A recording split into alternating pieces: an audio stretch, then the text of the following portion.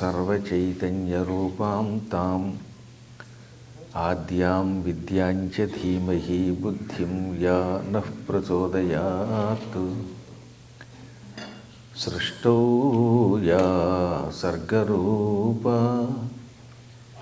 जगदवनविधौ पालिनी या च रौद्री संहारे चापि यस्या जगदिदमखिलं क्रीडनं या पराख्या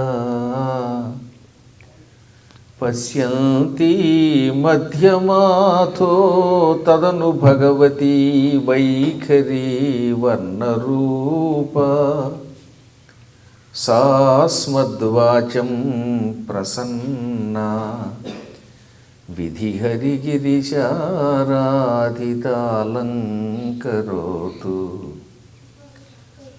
शुक्लाम्बरधरं विष्णुं शशिवर्णं चतुर्भुजं प्रसन्नवदनं ध्यायेत् सर्वविघ्नोपशान्तये।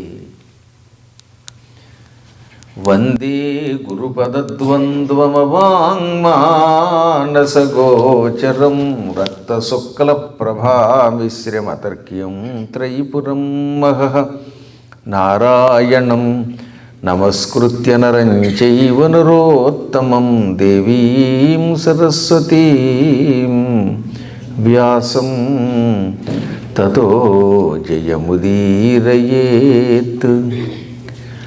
आञ्जनेयमतिपाटलाननं काञ्चनाद्रिकमनीयविग्रहं पारिजाततरुमूलवासिनं भावयामि पवमाननन्दनं भावयामि पवमाननन्दनं। చెప్పండి అందరూ కూడా. ఆపదాం అపహర్తారం దాతారం సర్వసంపదాం లోకాభిరామం శ్రీరామం భూయో భూయో నమామ్యహం. సుందరకాండం ఆధారంగా చేసుకుని హనుమంతుని చరిత్ర, హనుమద్భక్తుల చరిత్ర 3 రోజులు చెప్పుకునే భాగ్యం ఈ కెంటకి మనకి బహుశా ఇదే మొదటిసారి నాకు అనుకుంటా, కాబట్టి మొదటిసారి కలిగించేది. వంటకి ఏ లోపం లేని ఈ కెంటకీలో సమయానికి మాత్రం కొంచెం తంట వస్తుంది కనుక, ఏ రోజైనా 6 గంటలకు నువ్వు ఎలా మొదలు పెడతావో చూస్తామని కొద్దిగా మన భక్తులు హెచ్చరించారు కనుక వారి కోసం ఒక పావు గంట మాత్రమే, అంతకంటే ఎక్కువ ఆలస్యం చేయలేదు. పూర్వం ఒక ఆయన విష్ణువు కోసం కఠోర తపస్సు చేశాడు.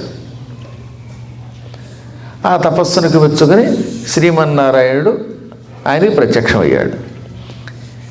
ఏం కావాలో కోరుకు అంటే, స్వామి మీ లోకంలో ₹1 మా లోకంలో ఎంత అన్నాడు. మీ లోకంలో ₹1 మా లోకంలో ఎంత అంటే, అలాగా అది చాలా తేలిక, పెద్ద కష్టమే కాదు. మా లోకంలో ₹1 అంటే మీ లోకంలో 100 కోట్ల రూపాయలకి సమానం అవుతుంది. మా లోకంలో 1 నిమిషం అంటే మీ లోకంలో అనంతకాలం అనగా, అలా అయితే మీ లోకం ప్రకారంగా మాకు 100 కోట్ల రూపాయలు ఇప్పించన్నట. అంటే 100 కోట్లు ఏంటో 100 కోట్లు అనమాట, అంత వస్తుందని. అలా అయితే మా కాలమానం ప్రకారం 1 నిమిషం అయ్యాక వస్తానే మాయమైపోయాడు. ఇక మళ్ళీ కనపడలేదు. భగవంతుడి దగ్గర మన తెలివితేటలు చూపిస్తేలాగా. అందువల్ల మీ లోకం ప్రకారం మాకు డబ్బేమంటే మా లోకం ప్రకారం 1 మినిట్ వెయిట్ చేయన్నాడు. ఈ 1 మినిట్ వెయిట్ చేస్తే కొన్ని యుగాలు గడిచిపోతాయి. ఈ ఆయన మళ్ళీ కనపడ్డాడు. అలాగే గురువులు కూడా వచ్చినప్పుడు మీ కాలం ప్రకారం ఒక పావు గంట లేట్ చేస్తే మళ్ళీ ఆయన దొరకడానికి ఎన్ని పావు గంటలు, ఎన్ని యుగాలు వెయిట్ చేయాల్సి వస్తుందో అని నేను అనలేదు, వ్యాసుడు అన్నాడు. వాళ్ళు నా మీద పడద్దు. వేదవ్యాసులు వారు చాలా చమత్కారం చేశారు. కాలం చాలా గొప్పది. మానవుడు పుడుతున్నాడు, పెరుగుతున్నాడు, చస్తున్నాడు, మళ్ళీ తింటున్నాడు, మళ్ళీ అదే చేస్తున్నాడు. ఎన్నాళ్ళైనా ఈ జన్మ నుంచి విముక్తి పొందలేడు.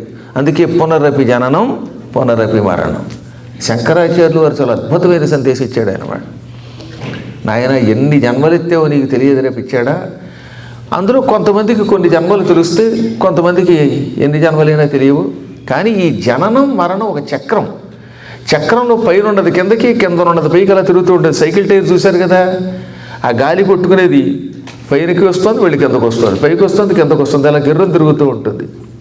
అలాగే ఈ మానవుడు కూడా పుడుతున్నాడు, చూస్తున్నాడు, మళ్ళీ పుడుతున్నాడు, మళ్ళీ చూస్తున్నాడు. ఎన్ని జన్మలు ఎత్తాడో తెలియదు. పునరపి జననం పునరపి మరణం పునరపి జననం పునరపి మరణం పునరపి జననీ జఠరే శయనం ఇహ సంసారే బహుదుస్తారే ఇహ సంసారే బహుదుస్తారే కృపయా పారే పాయి మురారే భజ గోవిందం భజ గోవిందం గోవిందం భజ మూఢమతి అన్నాడు ఆయన. మూఢమతి అంటే, మతి అంటే బుద్ధి. మూర్ఖత్వంతో కూడిన, అజ్ఞానంతో కూడిన బుద్ధి కలిగిన వాడిని మూఢమతి అంటారు. వాడికి ఏం చేయాలో తెలియదు. పోనీ ఏం చేయాలో తెలియనప్పుడు గురువుని ఆశ్రయించడు. ఆశ్రయించిన గురువుపదేశం, మంత్రోపదేశం పొందలేడు, అనుష్ఠానం చేయలేడు, ఏ పని చేయలేడు. అటువంటి వాడిని మూఢమతి అంటారు. ఒరే మూఢమతి, గోవిందుణ్ణి సేవించు. భజ అంటే సేవించు అని అర్థం. భజ సేవాయాం. కాబట్టి సేవించు గోవిందుణ్ణి, సేవించు గోవిందుణ్ణి. మూడోసారి మాత్రం గోవిందుణ్ణి సేవించు అని ముందు గోవిందుడిని పెట్టాడు. ఎందుకు సేవించాలి? ఒక్కొక్క పదంలో ఒక్కొక్క వైశిష్ట్యాన్ని, ఓ సందేశాన్ని ఇచ్చాడు ఆయన. నీవు ఎన్ని కోట్ల జన్మలు ఎత్తావో నీకు తెలియదు. పునః అపి అంటే మళ్ళీ అని అర్థం అనమాట. పునః అంటే మళ్ళీ, అపి అనడం ద్వారా పునరపి మళ్ళీ మళ్ళీ అనమాట. పునరపి జననం, మళ్ళీ జన్మిస్తున్నావు, మళ్ళీ చూస్తున్నావు, మళ్ళీ తల్లి కడుపులో ప్రవేశిస్తున్నావు. దీనికి అంతం లేకుండా ఉన్నది. ఈ సంసారం ఎటువంటిది? దుస్తారి అన్నాడు. బహుదుస్తారి అంటే దీన్ని దాటి వెళ్ళడం ఎవ్వడి వల్ల కాదు, చాలా కష్టం అన్నమాట. సముద్రం దాటడం అయినా తేలికేమో. సముద్రంలో కూడా పెద్ద పెద్ద ఓడలు ఉంటాయి. ఆ ఓడలెక్కి కొంతవరకు ప్రయాణం చేయొచ్చు. సముద్రంలో ఇటు నుంచి అటు, అటు నుంచి ఇటు ప్రయాణం చేసి అనుకున్న ఊరు వెళ్ళొచ్చేమో. కానీ ఈ సంసారం అనే సముద్రం ఉన్నదే, ఇది తరించడానికి, దాటడానికి వీలు కానిది. అటువంటి ఈ సంసారం నుంచి కృపయా దయతో పారే ఒడ్డెక్కించుము మురారే. మురుడు అని రాక్షసుని చంపిన ఓ కృష్ణ, మమ్మల్ని ఏం చేస్తావు? పాహి, రక్షించుము అని ప్రార్థించాడు ఆయన. భగవంతుడి అనుగ్రహం ఉంటే తప్ప ఈ సంసారం నుంచి బయటపడలేం. ఎందుకండి బయటపడడం అంటే? బయటపడాలనే కోరిక లేదనుకోండి, ఎలాగో పుట్టడం చావడం ఉంటూనే ఉంటుంది. అదృష్టం బాగుండి ఇప్పుడు మానవ జన్మ ఎత్తారు. వచ్చే జన్మ ఏ జన్మ వస్తుందో ఎవరికి తెలుసు? ఎన్నో జన్మలు ఎత్తగా ఎత్తగా ఎత్తగా అతి కష్టం మీద ఈ మానవ జన్మ వచ్చింది. అందుకే జంతువునాం నరజన్మ దుర్లభం. జంతువులలో నరజన్మ ఎత్తడం చాలా కష్టం. మనిషి కూడా జంతువేసమా? అన్ని భాషల్లోనూ మనిషిని జంతువు అని అన్నారు. Man is a social animal అన్నాడు, అంతే తప్ప ఇంకో మాట అనలేదు. ఎన్ని రకాల జీవులు ఉన్నాయి? మొత్తం 84 లక్షల జీవరాశులు ఉన్నాయి. ఈ 84 లక్షల జీవరాశుల్ని 4 రకాలుగా విభజించారు. అందులో కొన్ని ఏమిటనమాట? అండజములు, గ్రొడ్ల నుంచి పుడతాయి. కోళ్ళు, గ్రద్దలు, తావేళ్ళు, ఇటువంటివన్నీ కూడా ముందు గుడ్లు పెడతాయి. పావులు కూడా అంతే, ముందు గుడ్డు పెడుతుంది. ఆ గుడ్డు పదగబడి అందులోంచి పిల్లలు తయారవుతాయి. కాబట్టి గుడ్డు నుంచి పుట్టేటటువంటి ప్రాణులను అండజములు అన్నారు. ఇంకా రెండవవి స్వేదజములు, చెమట నుంచి పుడతాయి. కావాలంటే మీరు మంచం మీద పడుకొని నెలకు ఒక్కసారి స్నానం చేయండి, పర్వాలేదు. అప్పుడు ఈ చెమట ఆ మంచానికి అతుక్కుంటే అందులో నల్లులు పడతాయి. ఈ చెమట నుంచి పడతాయి. కొంతమంది అదృష్టవంతులు లాంటి వాడికి స్నానం అవసరం లేదు. మాది స్నానం మాసానికి ఒక్కే మారు అన్నాడు వాడు. మేము నెలకు ఒక్కసారి స్నానం చేస్తామన్నాడు. ఈ తల కూడా ఎలాగో స్నానం చేయడు, రొట్టు గట్టిపోయి అట్ల గట్టిపోయి చెమటలు పడితే అప్పుడు తలలో ఏమవుతుంది, పేలు పుడతాయి. ఈ పేలు కూడా చెమట వల్లే పుట్టాయి. నల్లులు, పేలు, ఇంకా కురుపులు. సరిగ్గా స్నానం చెప్పితే చర్మ వ్యాధులు వస్తాయి కదా. చర్మ వ్యాధులు వచ్చినప్పుడు లోపలదంతా బ్యాక్టీరియా సుమా, ఈ సూక్ష్మ క్రిములన్నీ ఈ చెమట వల్లే పుట్టాయి. కాబట్టి చెమట వల్ల పుట్టే ఈ కురుపులైతేనేమి, సరిగ్గా పళ్ళు తోకోపోవడం వల్ల లోపల తయారయ్యేటటువంటి క్రిములు, పేలు, నల్లులు, ఇవన్నీ కూడా స్వేదజములు, చెమట నుంచి పుట్టినవి అనిపించి ఉన్నాయి. అంటే జీవరాశుల్లో కొన్ని అండజములు, కొన్ని స్వేదజములు. ఇంకా మూడవది ఉద్భిజ్యములు. విత్తనములు భూమిలో వేస్తే ఈ మామిడి టెంకో లేకపోతే ఏదో కరక్కాయ విత్తనము, నేరేడు విత్తనము, ఇలాంటి విత్తనములన్నీ భూమిలో పడి ఆ భూమిలో నీళ్లు పడినప్పుడు నాని భూమిని చీల్చుకొని మొక్క బయటకు వస్తుంది. అలా భూమిని చీల్చుకొని విత్తనము నుండి బయటకు వచ్చేటటువంటి వాటిని ఉద్భిజ్యములు, భూగర్భమును చీల్చుకొని బయటకు వచ్చేటటువంటి మొక్కలు అన్నారు, ప్రాణులు అన్నారు. ఇక నాలుగవది మనం జరాయుజములు. తల్లి గర్భంలో గర్భకోశంలో మావి అని ఉంటుంది. ఈ మావితో పుట్టేటటువంటి వాళ్ళందరూ జరాయుజములు అని పిలువబడతారు. ఈ గేదెలు, గాడిదలు, సింహాలు, మనుష్యులు, గాడిద పక్కన మనిషిని కూడా పెట్టచ్చు, తప్పేం లేదండి. కాకపోతే అవి 4 కాళ్ళ మీద నడుస్తాం, మనం 2 కాళ్ళ మీద నడుస్తాం. మొత్తం మీద మనందరం కూడా ఈ గర్భకోశము నుంచి బయటకు వచ్చి మావితో సహితంగా పుడతాం కనుక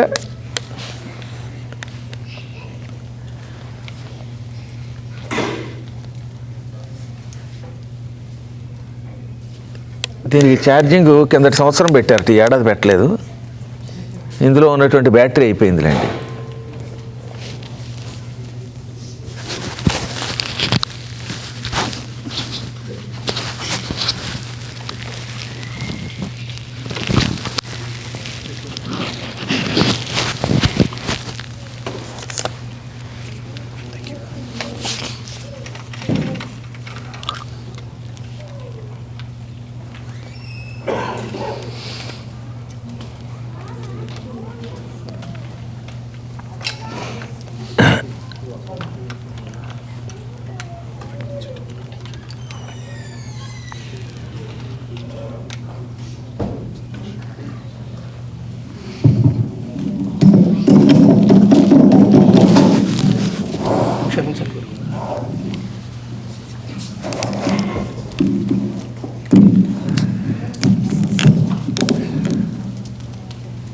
ఈ గర్భకోశం నుంచి పుట్టి వీళ్ళందరూ కూడా, ఈ మానవాదులంతా కూడా జరాయుజములు అని పిలువబడతారు. అంటే జీవులు 4 జాతులు.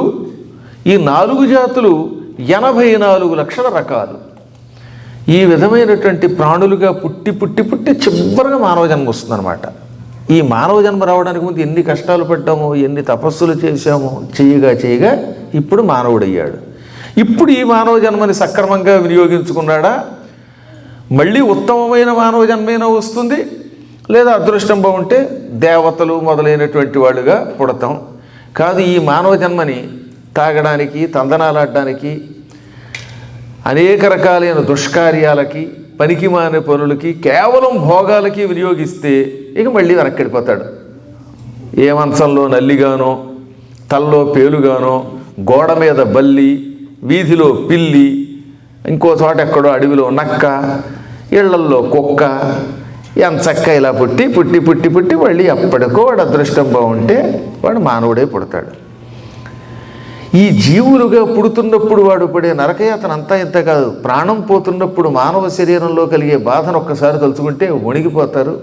మీకు ఎలా తెలుసంటే, నేను అలా ఆ శిక్ష అనుభవించాను ఒకసారి.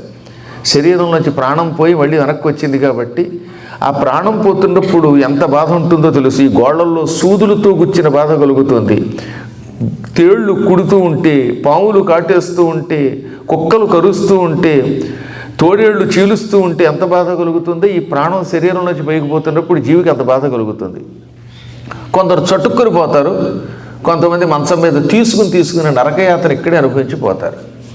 ఇన్ని రకాల భయంకరములైన యాత్రలతో కూడిన ఈ దరిద్రపు శరీరం పవిత్రంగా మారి మోక్షం పొందడం కోసమే ఈ పురాణాదులను వేదవ్యాసుడు ఇచ్చాడు మీకు. నాకు మీకు మనందరికీ అందుకని ఇచ్చాడు. నానా సాధనలు చెయ్యక్కర్లేదు ఈ కలియుగంలో. కృతాదౌ బహవో ధర్మ కలౌ ధర్మస్తు కేవలం పురాణ శ్రవణాదన్యో విద్యతే నాపరో నృణాం. కృతయుగం, త్రేతాయుగం, ద్వాపరయుగం వంటి యుగాలలో వేల సంవత్సరాలు తపస్సు చేసిన, యజ్ఞములు చేసిన, దానములు చేసిన, ఎన్నెన్నో రకాల తల్లకిందులైన పనులు చేసినా మోక్షం వచ్చేది కాదు. కానీ కలియుగంలో మాత్రం అన్ని కష్టాలు పడక్కర్లేదు. కేవలం ఒక్క పని చేస్తే కలియుగంలో తరిస్తారు. అదేమిటి? పురాణ శ్రవణాత్, పురాణము వినడము కంటే నృణాం, నరులకు కలవు కలియుగమునందు అపరహ ధర్మ న విద్యతే, మరొక ధర్మం లేదు. అంటే ఈ కలియుగంలో మానవులు 1-2 గంటలో సమయం పాటించి పురాణం వింటే అదే వారిని తరింపు చేస్తుంది. పురాణము వినడము కంటే మరొక ధర్మమే లేదన్నాడు వ్యాసుడు. ఇంత స్పష్టంగా అంతటి మహానుభావుడు, అష్టాదశ పురాణవేత్త, భారతం అనే పంచమ వేదం రచించిన వాడు, 4 వేదములను విభజించిన వాడు, విష్ణువు యొక్క అవతారాల్లో ఒకటైనటువంటి వ్యాసుడు ఈ కలియుగంలో మానవులు తరించడమునకు పురాణము వినడము కంటే మరొక మార్గము లేదు అని చెప్పాడు. అందుకని ఈ పురాణములు విని, చెప్పి, వ్రాసి, చదివి తరించాలి అని ఎప్పుడో చిన్నప్పుడు నా 7వ ఏటో 5వ ఏటో గారి కంకణం కట్టుకున్నాను. అప్పటి నుంచి నా జీవితం అంతా అందులో గడుస్తుంది. మీలాంటి పుణ్యాత్ములు అప్పుడప్పుడు విని మీరు తరిస్తున్నారు. మహానుభావులైనటువంటి పీఠాధిపతులు అదే పని చేస్తున్నారు. పరమ పూజ్యులు గణపతి సచ్చిదానంద స్వామి వారు ఈ 18 పురాణములు నువ్వే చెప్పాలి అని ఒకప్పుడు ఆదేశించారు. ఆ తర్వాత మళ్ళీ ఆశ్చర్యం ఏంటంటే శృంగేరి పీఠాధిపతులు భారతీ తీర్థస్వామి వారు కూడా అదే మాట అన్నారు. అందుకే భారతీ తీర్థస్వామి వారి యొక్క కోరిక మీద, ఆజ్ఞ మీద గుంటూరులో 18 పురాణాలు మళ్ళీ చెబుతున్నాం. ఇప్పటిక 10 పురాణాలు అయ్యాయి, ఇంకో 8 పురాణాలు మిగిలాయి గుంటూరులో. ఏ పురాణం చెప్పినా సంపూర్ణంగా చెప్పాలి అని. ఇలా ఒకే పురాణం 3 సార్లు, 4 సార్లు, 5 సార్లు చెప్పి చెప్పి చెప్పి చెప్పి ఎందుకు ఇంత కంఠశోష తెచ్చుకుంటున్నామని కొంతమంది అడుగుతారు. వీళ్ళంతా హాయిగా వేళకి ఆదివారం వస్తే పొద్దున్నే లేచి ద్రవాలు, ఉపద్రవాలు తాగి హాయిగా ఆడుకుంటూ ఉంటే, కొంతమంది ఏమో పడవల్లో తిరుగుతూ ఉంటే, కొంతమంది గుహల్లో తిరుగుతూ ఉంటే, మీరెందుకండి యువలోకంలో ఇన్ని కష్టాలు పడుతున్నారు అంటే దానికి కొన్ని కారణాలు ఉన్నాయి. ఈ సుఖాలన్నీ మేము కూడా కొన్ని జన్మల్లో పొందాలండి. పొంది విరక్తి కలిగి ఎందుకు వచ్చిందిరా బాబు ఈ కష్టాలన్నీ తెలుసు కాబట్టి ఈ జన్మలో అయినా వైకుంఠానికి వెడితే బాగుండనే కోరిక నాకు కలిగింది, మీలో చాలామంది కలిగింది అనుకోండి. కలిగినా అప్పుడే ఇష్టపట్టలేదు, ఇంకా కెంటకీలో కొంతకాలం పాటు తిరగాలని కోరిక ఉంది మీకు. తిరిగిన తర్వాత 100 ఏళ్ళైనా తర్వాతైనా మొత్తం మీద రావాలనే కోరుకుంటే వద్దురు కానీ వైకుంఠానికి. మాకెందుకండి, ఇక్కడ పక్కనే అడవి ఉంది, ఆ అడవిలో ఎలుగు వంటిగా, నక్కగా, తోడేలుగా ఇలా పుట్టి కొన్ని జంతువులు పిక్కు తినాలనే కోరిక ఉంటే పురాణం మానేద్దాం, అది వేరే విషయం. ఈ 18 పురాణములు మరల ప్రణవపీఠం ఏలూరులో చాలా పెద్ద పీఠం, విశాలమైన పీఠం. అక్కడ భూలోక వైకుంఠం ఉన్నది, కైలాసం ఉన్నది, మణిద్వీపం ఉన్నది. ఆ 3 చూసిన అదృష్టం పార్థసారథి గారికి దక్కింది. మొన్న లాస్ట్ ఇయర్ అనుకుంటాను ఏప్రిల్లో వచ్చారు ఆయన. ఇప్పుడు ఇంకా అందంగా తయారైంది. ఇలాగే భాగ్యనగరంలో కూడా, హైదరాబాద్లో కూడా ఒక పురాణ మంటపాన్ని వ్యవస్థాపన చేస్తున్నాం.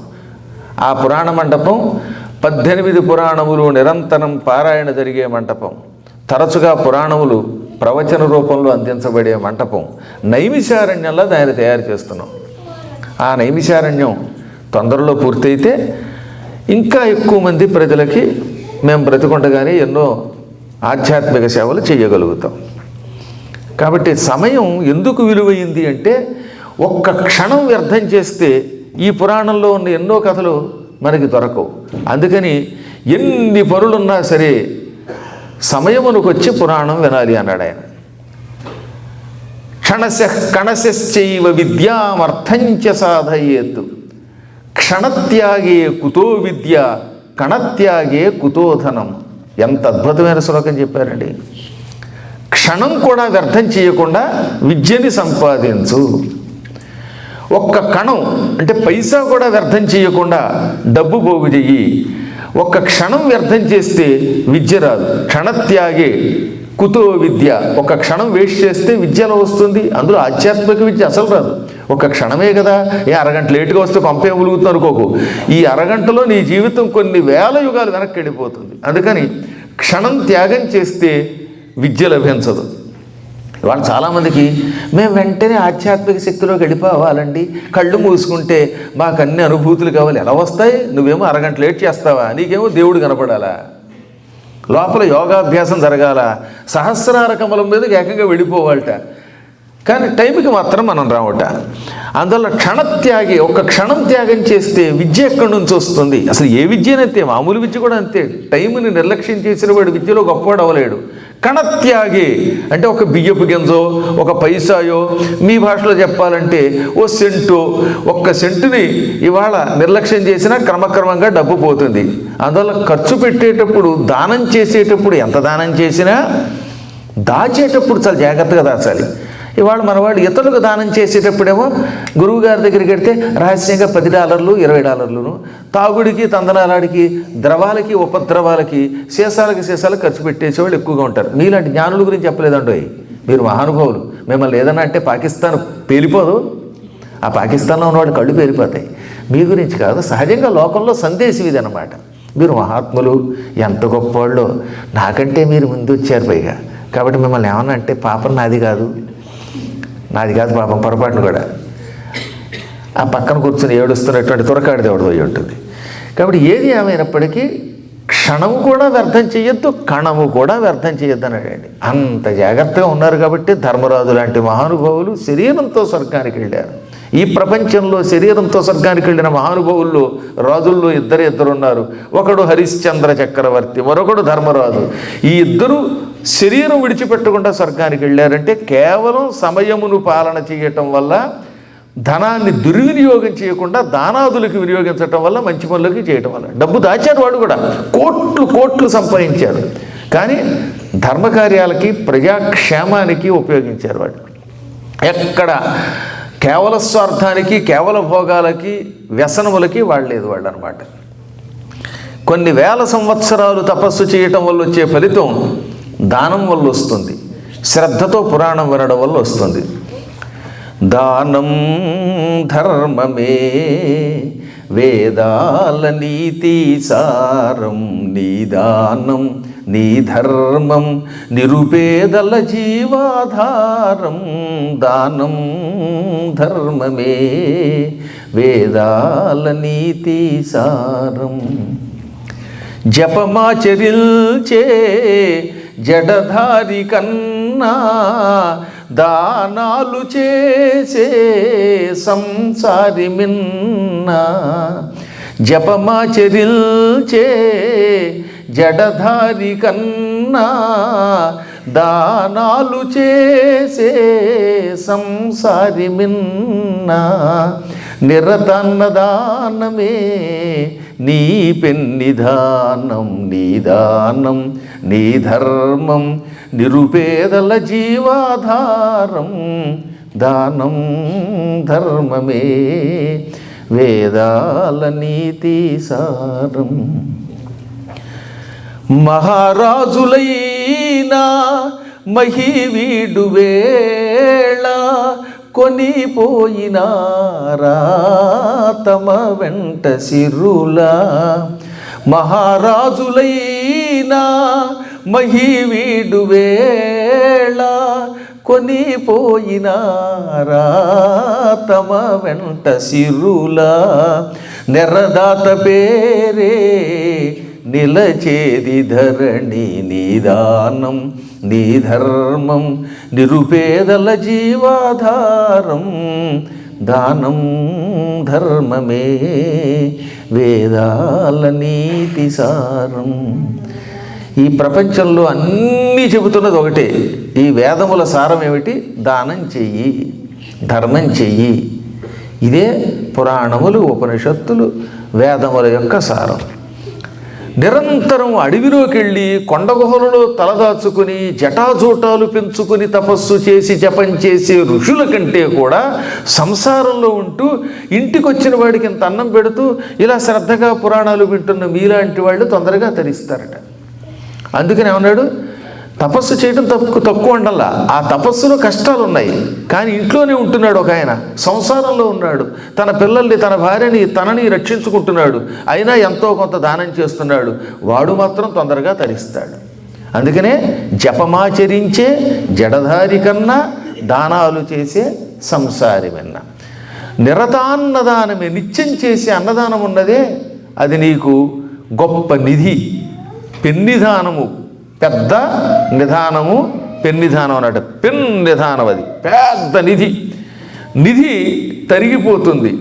నీ దగ్గర ఎంత డబ్బు నిలవ ఉన్నా ఏటీఎం కార్డు పెట్టి రోజు లాగేసామంటే కొంతకాలానికి అందులో ఏముండదు, శూన్యం. కానీ ఈ దానం అన్నదే ఎన్ని యుగాలైనా ఎన్ని జన్మలెత్తినా నీ వెంట వచ్చి నిన్ను రక్షిస్తూనే ఉంటుంది. కొన్ని కోట్ల జన్మల క్రితం చేసిన ఎంత దానం ఈ జన్మలో కూడా కాపాడుతుంది. అందుకే భగవద్గీతలో ఏం చెప్పాడు?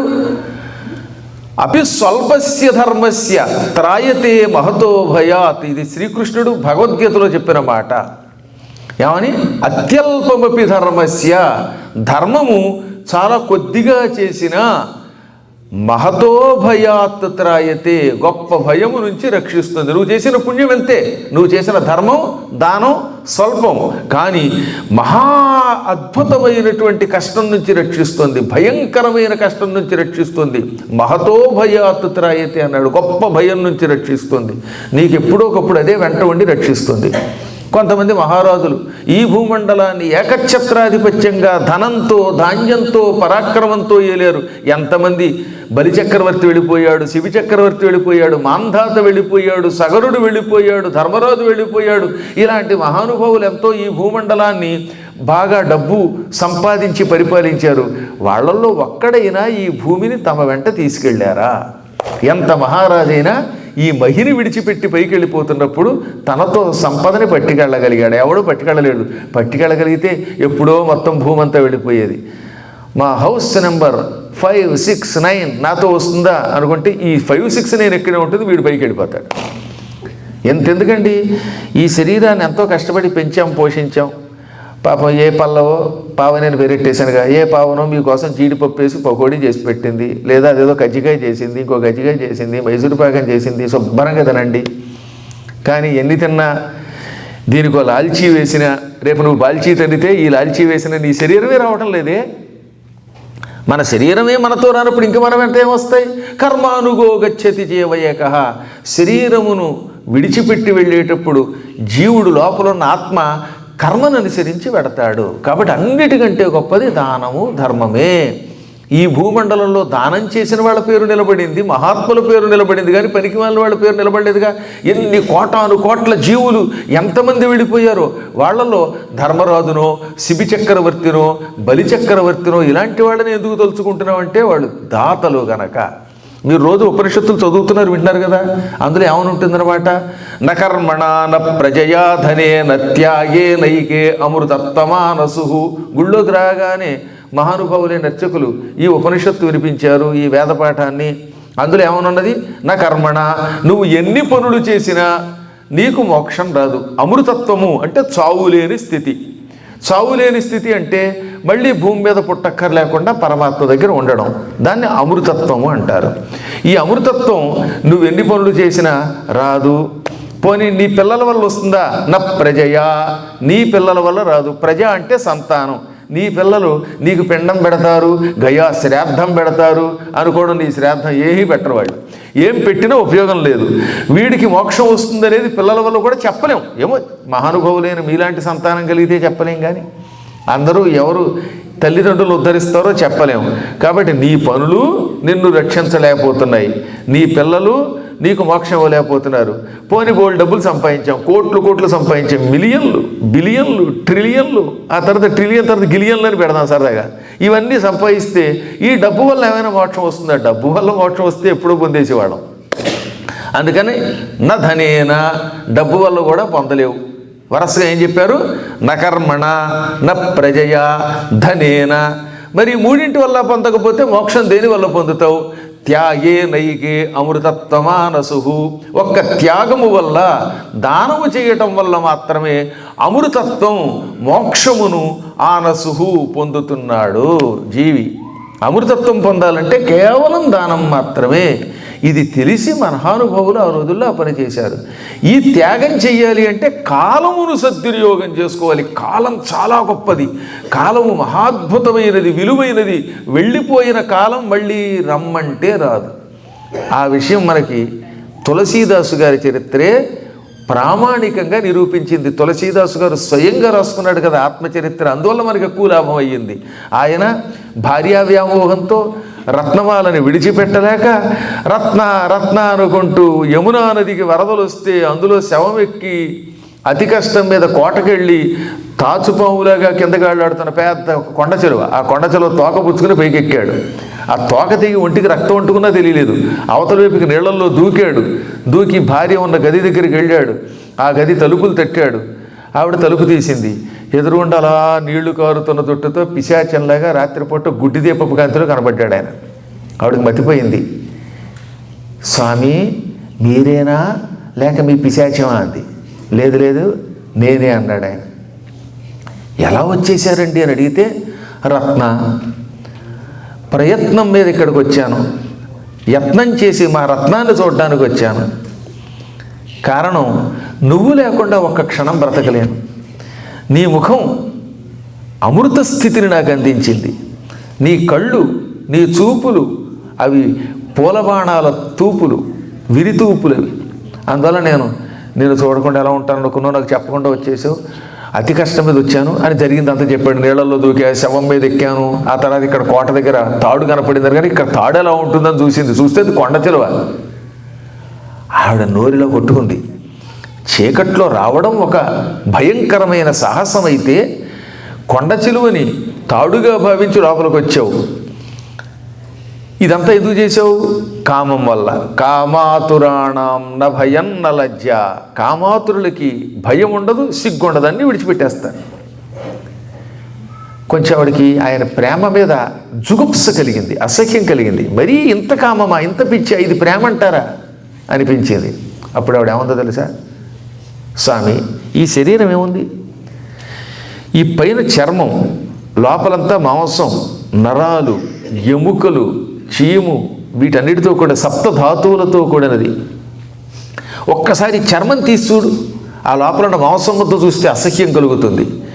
ఒక శరీరం మీద ఉన్న మొత్తం అంతా డొల్చేస్తే కేవలం ఎముకల పోగు అస్థిపంజరం చూడు, దాన్ని చూస్తే అడిగిపోతాం. విఠలాచార్య సినిమాలు చూస్తే తెలుస్తుంది. ఓహోహో అని అస్థిపంజరాలు వస్తూ ఉంటాయి. వాటిని చూస్తే ఎవడన్నా ప్రేమించి పెళ్లి చేసుకుంటాడా? తాడి కడతాడా? వాళ్ళతో కలిసి అమెరికా వచ్చి ఉద్యోగం చేయడానికి కాపురం పెడతాడా? అసలు దాపురానికి కూడా వెళ్ళాడు. అవునా? ఈ శరీరం అంతే, ఇది కేవలం ఒక అస్థిపంజరం. ఇటువంటి శరీరం మీద ఇంత వ్యామోహమా అన్నదావిడ. నారీ స్తనభరనాభిదేశం దృష్ట్వా మాగా మోహవేశం ఏతన్మాంసవసాది వికారం మనసి విచింతియ వారం వారం. శంకరుడు ఎంత అద్భుతంగా చెప్పాడండి. ఈ స్త్రీ పురుషుడు, ఈ శరీరాలు, ఈ శరీరంలో ఉన్న అవయవాలు, వీటిని చూసి మోహావేశం పొందకరా పిచ్చాడా? ఏమున్నాయి ఇందులో? ఏతత్ ఈ శరీరము మాంస వస ఆది వికారం. మాంసము, కొవ్వు, లోపల ఉన్న గుజ్జు, మధ్య ఇవన్నిటితో నిండి ఉన్నది. ఈ విషయాన్ని చీటికి వాటికి మనస్సునందు ఆలోచించు. అంటే ఆ శరీరం మీద చూసినప్పుడు వ్యామోహం కలిగినప్పుడల్లా ఏమనుకుంటావు? ఇదంతా కేవలం మాంసం, ఎముకలు, గూడే అని ఊహరాని. ఎంత బాగా చెప్పాడు. మనసి అంటే మనస్సునందు వారం వారం, మాటి మాటికి. ఈ వారం వారం అనే శబ్దమే హిందీలో బారు బారు అయిందనమాట. బారు బారు దేకో అనుకో. విచింతియ ఆలోచించు నీ మనస్సులో ఏముంది ఈ శరీరంలో. తాత్కాలికమైన వ్యామోహం తప్ప. పైగా ఎంతకాలం ఉంటుందండి ఈ శరీరం కూడా ఆలోచించండి. ఏదో నాబోటివాడు ఎన్నేళ్ళైనా ఇంకేలా అందంగా ఉండొచ్చేమో కానీ ఎక్కువ మంది దిక్కుమాలి ముసలితనం వచ్చేస్తుందా లేదా? పూర్వం నల్లగా ఉన్న జుట్టు తెల్లబడిపోతుంది. పూర్వం అందంగా ఉన్న ముక్కులో తేడా వస్తుంది, కళ్ళల్లో చూపులో తేడా వస్తుంది. ఇలా చూసేవాడు కాస్త ఇలా చూస్తాడు, కళ్ళజోడు. 2 కళ్ళు కాస్త 4 కళ్ళు వస్తాయి. అదే చత్వారం అంటే. చత్వారం అంటే 4. ఏకం ద్వే త్రీణి చత్వారి అంటలా. చత్వారి అంటే 4. చత్వారం వచ్చిందంటే అర్థం ఏంటనమాట? ఈ 2 కళ్ళు సరిపోక ఇంకో 2 కళ్ళు పెట్టుకున్నాడు. ఈ కళ్ళు పెట్టుకున్నా కనపడదు. ఇంకా వార్ధక్యంలో క్రమక్రమంగా చూపు బాగా తగ్గిపోతుంది. దుర్వాసన నోటి నుంచి వస్తూ ఉంటుంది. వాడికి అది తెలియదు అనమాట. తడబడిపోతాయి అడుగులు. అబ్బా ఎంత జుగుప్స అయిపోతుంది అనమాట. అస్థిపంజరం అయిపోతుంది. అప్పుడు ఈ శరీరం మీద వ్యామోహం ఉంటుందా? ఈ రామ మీద, రామ అంటే సంస్కృతంలో స్త్రీ అని అర్థం, అందుకే రామాయణం అని పేరు పెట్టారు. రామాయా అంటే సీతాదేవి యొక్క అందమైన స్త్రీ అయిన సీత మీద ఈ చరిత్ర రాయబడింది. అందుకే రామాయాహయనం రామాయణం, రామస్య అయనం రామాయణం. రామ అనే పుల్లింగానికి రాముడు, రామ అంటే సీత, కాబట్టి రామ అయనం రామాయణం, రామ అయనం రామాయణం. ఏక శబ్దంలో రెండు పేర్లు రాశాడు ఆయన. మళ్ళీ మనకి తెలియదేమోనని ప్రారంభంలోనే నాయనలారా రామాయణం అంటే కేవలం రాముడి చరిత్ర అనుకుంటారా, కాదురా సీతాయాశ్చరితం మహత్ అన్నాడు వాల్మీకి మహర్షి. ఇది సీత యొక్క గొప్ప చరిత్ర అని వాచ్యం కూడా చేశాడు. కాబట్టి ఆవిడ ఏమందనమాట, ఈ రామ మీద అంటే ఈ స్త్రీ మీద నువ్వు పెడుతున్న ప్రేమ రాముడి మీద పెట్టుంటే తరించేవాడివి కదా నాయన అంది. ఒక్కసారి తులసీదాసు గారు కళ్ళు తెరుచుకున్నాయి. సమయం వచ్చినప్పుడు ప్రతివాడికి యోగం పడుతుందండోయ్. మనం గురువు అని బాధపడక్కర్లా. లోపల మాకు గురువు కావాలనుకుంటే గురువు వెతుక్కుంటూ నీ దగ్గరికి వస్తాడట. సమయం రావాలి. నీలో చిత్తశుద్ధి ఉంటే గురువు నీ సన్నిధానానికి వస్తాడు. నీకు మోక్షానికి వెళ్ళాలనిపిస్తే పరమాత్ముడు తీసుకెళ్ళడానికి నీ దగ్గరికి వస్తాడు. మహానుభావులైనటువంటి వాళ్ళు ఎంతోమంది ఆ భాగ్యం పొందగలిగారు. అందువల్ల నీలో మాత్రం ఆ వాంఛ ఉండాలి, తహతహ ఉండాలి, చిత్తశుద్ధి ఉండాలి. ఉంటే వెతుక్కుంటూ వస్తాడు. ఇప్పుడు ఈయన కూడా ఒకప్పుడు చిత్తశుద్ధితో భగవంతుడిని పూజించాడు. పెళ్ళయ్యాకంటే కామంలో పడ్డాడు, కానీ అంత పూర్వం నిష్కాముడే కదా. పెళ్ళయ్యాక భార్య మీద ప్రేమ ఉండడం తప్పు కాదు, ఈ వెర్రి, ఆ వెర్రి వల్ల ఏమైపోయిందనమాట, ఇతనికి వాళ్ళ ఆవిడ మొట్టిగే మొట్టింది. నా మీద పెట్టే ప్రేమ రాముడి మీద పెట్టు అంది. అనగానే ఒక్కసారిగా జ్ఞాని గనక, పూర్వజన్మ జ్ఞానం ఉన్నవాడు గనక కళ్ళు వెచ్చుకున్నాయి. ఎంత మంచి మాట చెప్పావు. నేను ఎంతకాలం అజ్ఞానిని, నీ శరీరం మీద వ్యామోహంతో నన్ను నేను మర్చిపోయాను. నీ శరీరం మీద వ్యామోహంతో రాత్రి నిద్ర అయ్యేవాడి కాదు, తెల్లవారు నిద్ర అయ్యేవాడి కాదు. కొంతమందికి అంతే, 2ంటికి 3ంటికి కూడా ఫోన్లు ఎందుకు వస్తాయంటే ఇదే వ్యామోహం. పొమ్మంటే పోతుందా దిక్కుమాల వ్యామోహం. అంటే అఫ్కోర్స్ కొంతవరకు ఉండాలి, అదిగా ఉండకూడదు. ఆ అతి ఎంత ప్రమాదమో అర్థమైంది నాకు. రత్న, నీవు నాకు ఇవాళ జ్ఞానోదయం అయ్యేలా చేసావు, మంచి బోధ చేసావు. ఈ రోజు నుంచి నేను రామనామస్మరణ చేసుకుంటున్నాను. ఇక నాకు సంసారం లేదు, నువ్వు లేవు, నిన్ను విడిచిపెట్టేస్తున్నాను, కుటుంబాన్ని విడిచిపెడుతున్నాను, నేను వెళ్ళిపోతున్నాను అన్నాడు. ఇప్పుడు ఇవిడు కంగారు పడింది. అనవసరంగా కెలికి మా ఆయన్ని వదిలేశాను అనుకుని, ఏమండీ వెళ్ళకండి అంటున్నా వినిపించుకోకుండా. ఒక్కసారి మనస్సులో వైరాగ్యం వస్తే వెనక్కి రాడు ఆయన. అటువంటి వాడు అవడం వల్ల టక్కన బయటకు వెళ్ళిపోయాడు. ఈ మూలా నక్షత్రం వాళ్ళతో లక్షణం ఉందంటోయ్, మొండి పేనుగులు వీళ్ళు. ఒక నిర్ణయం గట్టిగా తీసుకుంటే ఇంకా అందులోకి వెళ్ళిపోతారు. సమయం వచ్చిందా మూలా నక్షత్రం వాడు చాలా గొప్పవాడు అయిపోతాడట. రావాలి దేనికైనా టైం. అందువల్ల భార్య చెప్పగానే ఆ క్షణమే భార్యను విడిచిపెట్టేశాడు. ఆ అత్తారిల్లు వదిలిపెట్టాడు. ఆవిడ బాబోయని వెనకొచ్చినా సరే వినిపించుకోకుండా కోట తలుపు తీసుకున్నాడు. ఆ వర్షంలోనే బయలుదేరి వెళ్ళిపోయాడు. యమునా నది దగ్గరికి వచ్చాడు, యమునలో దూకేశాడంతే. ఈ శరీరం అపవిత్రం అయిపోయింది, వెర్రి కామం మీద పడిపోయింది. ఈ శరీరం ఉంటే ఉంటుంది, పోతే పోతుంది, ఏమైతే ఏదవుతుందని యమునలో దూకేస్తే ఆయన కారణజన్ముడు గనక ఆ యమునా నది వరదలో పడిన ఆయన ప్రయాగ దాకా కొట్టుకొచ్చాడు. ప్రయాగలో గంగా యమున ఉద్ధృతంగా ప్రవహించి ఆయన ఈడ్చుకొచ్చాయి. కాశీలో తెలియాడు. అసలు ఎంత ఆశ్చర్యకరం అంటే, ఎక్కడి రాజాపూరు, యమునా తీరం ఎక్కడ, అక్కడ యమునలో దూకితే అక్కడ నుంచి ప్రయాగలో త్రివేణి సంగమం దాకా వచ్చి అక్కడ కూడా సావకుండా కాశీలో మణిద్వీపం మణికర్ణికా ఘట్టం దగ్గర తేలేట. ఆయువు ఉంటేనండి అలాగే చేరతారు. ఆయువు లేకపోతే ఇంట్లో ఆ మధ్యలో ఒక ఆయన మైసూరుపాకం తిని చచ్చిపోయాడు. బహుశా మైసూరుపాకం కొంచెం వాళ్ళ ఆవిడ ఆయన కోసమే చేసి ఉంటుంది. ఆ గట్టి మైసూరుపాకం గొంతు కట్టబడిందిట. ఏదే ఆ మైసూరుపాకంతో కుంకుడుకాయలు కొట్టుకోవచ్చు అనమాట. కొంతమంది భలే చేస్తారు మైసూరుపాకం. కొంతమంది చేస్తే రోట్లో కరిగిపోతుంది. కొంతమంది చేశారా మైసూరుపాకం ఇప్పటికి కూడా మా ఇంటికి తీసుకెళ్ళి రోజు కుంకుడుకాయలు కొట్టుకోవడానికి వాడుతున్నాం. అందువల్ల అలాంటి మైసూరుపాకం తిని చచ్చిపోయాడు. ఇది చెబితే నవ్వుతారా? నిజం, మైసూరుపాకం తిని చచ్చిపోయాడు. చేపల కూర తింటూ ఉంటే చేప ముళ్ళు గొంతు కట్టబడి చచ్చిపోయాడు ఒకడు. ఈ దిక్కుమాలోని నా దగ్గరికి వస్తాయి. వచ్చి గురువుగారండి వాడు అలా తెచ్చాడండి, వీడు ఇలా తెచ్చాడండి, వీడికి మోక్షం ఎలాగండి అని అడుగుతారు ఇంట్లో వాళ్ళంతా. ఇంకా చిత్రం తెలుసా, స్నానం చేస్తుంటే బాత్రూంలో ఆ నీళ్లు, వేడి నీళ్లు కొంచెం ఎదబడితే చచ్చిపోయాడు ఒకడు. నీళ్ళకి చచ్చిపోవడం ఏంటో మరి, అదొక యోగం. ఎప్పుడు ఎవడు ఎలా పోతాడో తెలియదు. నీళ్లలో పోతాడు, ఆకాశంలో పోతాడు, నేల మీద పోతాడు, అన్నం తింటూ పోతాడు, తినకుండా పోతాడు, ఎప్పుడు ఎలా పోతాడో తెలియదు. భార్యామణి సుకుమారంగా అలా నెత్తి మీద ఒకటి కొట్టింది ప్రేమగా, దెబ్బకి చచ్చిపోయాడు ఒకడు. ఆవిడ మహాత్మురాలు పాప ఎంత ప్రేమగా కొట్టిందో మరి. కాబట్టి ఈ యోగం అంతే. ఇక ఆయనకి యోగం ఉత్తమ యోగం గనక కాశీలో తేలగానే ఓహో భగవంతుడు నన్ను కాశీలో ఉండమన్నాడు, నా కర్తవ్యం నాకు బోధించాడు అనుకున్నాడు. పరమభక్తితో ఆ మణికర్ణికా ఘట్టంలో లేచి తలంతా కూడా పిండుకొని, అదృష్టవశాత్తు ఎవరో సాధువు ఆయనకి ఏవో బట్టలు ఇస్తే ఆ బట్టలు తీసుకుని ముందు డుంటి విఘ్నేశ్వరుణ్ణి, ఆ తర్వాత అన్నపూర్ణాదేవిని, శనైశ్వరుణ్ణి, ఆ తర్వాత లోపల ఉన్నటువంటి మహానుభావుల్ని, కాశీ విశ్వేశ్వరుణ్ణి, విశాలాక్షి మాతని, దండపాణిని, బిందు మాధవుణ్ణి, కాలభైరవుణ్ణి అందరినీ క్రమం తప్పకుండా దర్శనం చేసుకున్నాడు. అక్కడికి దగ్గరలోనే ఇప్పటికి కూడా తులసీదాసు గారు ఆశ్రమం ఉన్నది. వీలున్నప్పుడు కాశీ వెళ్ళినప్పుడు తులసి ఆశ్రమానికి వెళ్ళాలి. అక్కడ మంచి మర్రి చెట్టు కూడా ఉంటుంది. అప్పటి ఆ మర్రి చెట్టు అక్కడ ఇప్పటికి కూడా సుందరకాండ పారాయణ నిత్యం జరుగుతూనే ఉంటుంది, పురాణం చెబుతూనే ఉంటారు. అక్కడికి వెళ్ళాడు ఆయన. రోజు గంగా స్నానం, చాలా దూరం ఆశ్రమం అయినప్పటికీ అక్కడి నుంచి గంగా నదికి వచ్చి స్నానం చేసి దర్శనం చేసుకుని ఆ తర్వాత అక్కడికి వెళ్ళి జపం చేసుకుని అనుదినము రామాయణం చెప్పడం మొదలుపెట్టాడు ఆయన. భార్య చెప్పిందిగా రామ రామ అనుకోమని, అందుకని రామనామస్మరణం చేశాడు.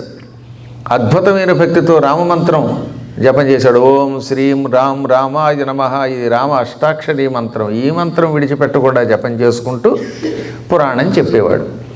మొదట్లో 10 మంది వచ్చారు, తర్వాత 100. కొంతకాలానికి కాశీ చుట్టుపక్కల ప్రాంతాల నుంచి ఎడ్లబళ్ళ మీద కూడా వచ్చేవారు. ఆ రోజులు అంత ఖాళీ స్థలం కదా, జనం అంతా అశేషంగా కూర్చుంటే మైక్ అక్కడే కూడా చెప్పేవాడు ఆయన. మైకులు మధ్యలో బ్యాటరీలు అయిపోవడాలు, లైవ్లు ఆగిపోవడాలు ఏం లేవు ఆ రోజుల్లో. ఏం గొంతుకులు అంటే వాళ్ళు ఇక్కడ మాట్లాడితే 6 మైళ్ళు వినపడేదండి. మా చిన్నప్పుడు కూడా డ్రామా యాక్టర్లు బలి పాడేసేవారు అనమాట.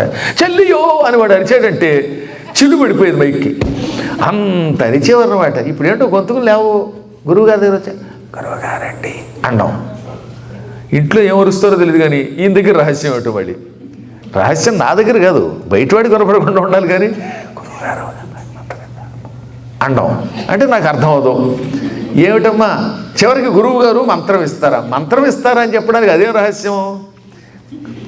ఒక ఆయన ఉండేవాళ్ళండి, వసే నీకు ఏది రహస్యంగా మాట్లాడాలో ఏది రహస్యంగా మాట్లాడకూడదో తెలియదు అని డైలాగ్ అనమాట. అది ఏమన్నాడు తెలుసా, ఏది రహస్యంగా మాట్లాడాలో ఏది గట్టిగా మాట్లాడాలో తెలియదు. అలాగా అప్పట్లో కంఠాలు చాలా గట్టి, అద్భుతంగా పురాణం చెప్పేవాడు. పైగా ఆయన కంఠం కూడా చాలా బాగుండేది, పరమ మధురంగా ఉండేది. సంవత్సరం పాటు అలాగ ఆయన పురాణం చెప్పాడు రామాయణ గ్రంథాన్ని. అప్పటికి కిష్కింధాకాండ పూర్తి, ఇక సుందరకాండంలోకి అడుగు పెట్టాలి. మొత్తం రామాయణానికి ప్రాణమే సుందరకాండం. హనుమంతుడు, సీతామాత, రామనామం, లంకానగర సౌందర్యం, వీటితో కూడిన సుందరకాండం చెప్పాలి. ఇక రోజు ఆయన ఏం చేసేవాడంటే సాయంత్రం పూట సంధ్యావందనం తొందరగా పూర్తి చేసుకుని సంధ్యా సమయానికి అర్ఘ్యం ఇచ్చి, ఈ అర్ఘ్యాన్ని ఆయన ఆశ్రమంలో ఒక మర్రి చెట్టు ఉంది, ఇప్పుడు కూడా చూడండి వటవృక్షం, ఆ వటవృక్షంలో పోసేవాడు. మర్రి చెట్టు మొదట్లో పోసి ఆ తర్వాత అక్కడ ఒక గద్దె మీద కూర్చుని కాళ్ళు పద్మాసనం వేసుకుని పురాణం చెప్పేవాడు. సంధ్యావందనం అయిపోయిన 10 నిమిషాలకి జనం అంతా వచ్చేవారు. ఆ రోజుల్లో లేట్ చేసేవారు కదా అసలు. 6 అంటే 6, 2 నిమిషాలు కూడా లేట్ చేసేవారు కాదు. చేశామా లేటు మారిపోతుంది నీ ఫేటు, బయట మూసేస్తాం గేట్ అన్నాడు ఆయన. అందుకని అందరూ ముందే వచ్చేవారు. ఈ పూట కూడా ఓసారి ఏం చేశాడనమాట, సంవత్సరం అయ్యాక ఇక సుందరకాండం మొదలుపెట్టినప్పుడు అర్ఘ్యప్రదానం చేసి ఈ ప్లేట్లో ఉన్న నీళ్లు మర్రి చెట్టు మొదట్లో పోసాడు. మర్రి చెట్లు మొదట్లో పొయ్యిగానే ఢామ్ అనే శబ్దంతో చెట్టు మీద నుంచి కిందకు ఒక బ్రహ్మరాక్షసుడు దూకాడు. వాడు తాడి చెట్టు అంత పొడుగున్నాడు. ఆ మర్రి చెట్టు మీద చాలా కాలంగా కాపురం ఉన్నట్టు వాడు సూక్ష్మ రూపంతో ఉంటారు. ఏ రూపం కావాలంటే రూపం ధరిస్తారు కనుక అసలు బ్రహ్మరాక్షస రూపంతో, నిజమైన బ్రహ్మరాక్షస రూపంతో ఆయనకు ఎదురుగుండా దోగ్గానే ఇంత తులసీదాస్ కూడా ఒక్క క్షణం ఠారుకున్నాడు, కంగారు పడ్డాడు. అయినా జ్ఞాని గనక చిరునవ్వు నవ్వుతూ కస్త్వం అన్నాడు. ఎవడవరా నువ్వు అనగానే కశ్చిత్ బ్రహ్మరక్షోహం, నేను ఒకనొక బ్రహ్మరాక్షసుండండి. ఎందుకు వచ్చావు? మీ అనుగ్రహం కోసం వచ్చానన్నాడు ఆయన. నాయన సరిగ్గా చెప్పు, మళ్ళీ నేను పురాణానికి వెళ్ళాలి, నిన్ను చూస్తే జనం రావడం మానేస్తారు. ఎందుకంటే పురాణం వినడానికి మనుషులు వస్తే పర్వాలేదు, కానీ నిజంగా రాక్షసులు వస్తే ఒక్కడు ఉంటాడు ఇక్కడ, అడిలు పారిపోతాడు. పార్కింగ్ లేదు, బ్యార్కింగ్ తప్ప. అందుకని నువ్వు తొందరగా వెళ్ళిపోవాలనగానే, మహాత్మా నేను ఒకప్పుడు బాగా చదువుకున్న పండితుణ్ణి, నా విద్యల్ని కక్కుర్తిపడి డబ్బిస్తే కానీ ఇతరులకి చెప్పలేదు. స్కూల్ పెట్టాట, రెసిడెన్షియల్ స్కూల్, బాగా డొనేషన్లు వసూలు చేసి, ఇది కార్పొరేట్ కాలేజ్ పెట్టాడనమాట. బాగా ఫీజులు లాగేశాను నేను. అలా ఎక్కువ ధనం వసూలు చేసి పిల్లలకి పాఠం చెప్పి ఏడిపించటం వల్ల ఆ పాపం వల్ల బ్రహ్మరాక్షసుని అయ్యాను. దీన్ని బట్టి కార్పొరేట్ కాలేజెస్ పెట్టిన వాళ్ళు, స్కూలు పెట్టిన వాళ్ళు ఎక్కువ డొనేషన్ వసూలు చేస్తే ఏమవుతారో నేను చెప్పక్కర్లేదు, తులసీదాస్ గారు చెప్పారు. ఎంత పుచ్చుకోవాలో ఫీజు అంతే పుచ్చుకోవాలి. అతిగా పుచ్చుకుంటే వచ్చే జన్మలో బ్రహ్మరాక్షసుడే పుడతాడు. నేను అలా బాగా డబ్బు కక్కుర్తితో ముక్కు పిండి పేదవాడి దగ్గర కూడా వసూలు చేసి డొనేషన్లు పాఠం చెప్పిన పాపం వల్ల ఇప్పటికీ 10,000 సంవత్సరములుగా బ్రహ్మరాక్షసుండై అలమటిస్తున్నాను. ఈ చెట్టు మీద పడున్నాను. మా బ్రహ్మరాక్షసులకి దాహం వేస్తే అందరిలాగా మంచినీళ్ళు తాగలేము, ఆకలి వేస్తుంది అన్నం తినలేము. అన్నం తినరు వాళ్ళు. ఏం తింటారు?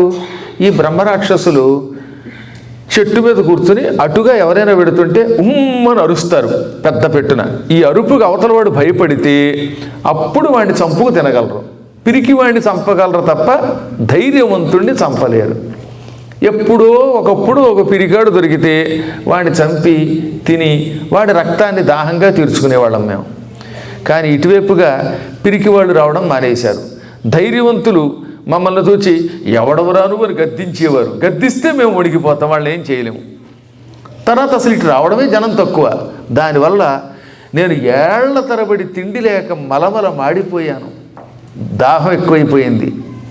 మామూలు మంచినీళ్ళు తాగలేం. రక్తదాహం తీర్చుకుందామంటే రక్తం దొరకదు. ఇలా గిజగిజలాడి చావు లేక బతకలేక బ్రహ్మరాక్షస రూపంతో బాధపడుతున్న సమయంలో నా అదృష్టవశాత్తు సంవత్సరం క్రితం నువ్వు ఇక్కడికి అడుగుపెట్టావు. అడుగుపెట్టి ఇక్కడ పురాణం చెప్పడం మొదలెట్టావు. రామాయణం చెబుతున్నప్పుడేమో నేను పారిపోయేవాడిని, ఎందుకంటే రామకథ వింటే మేము భూతాలు అక్కడ ఉండవు కనుక.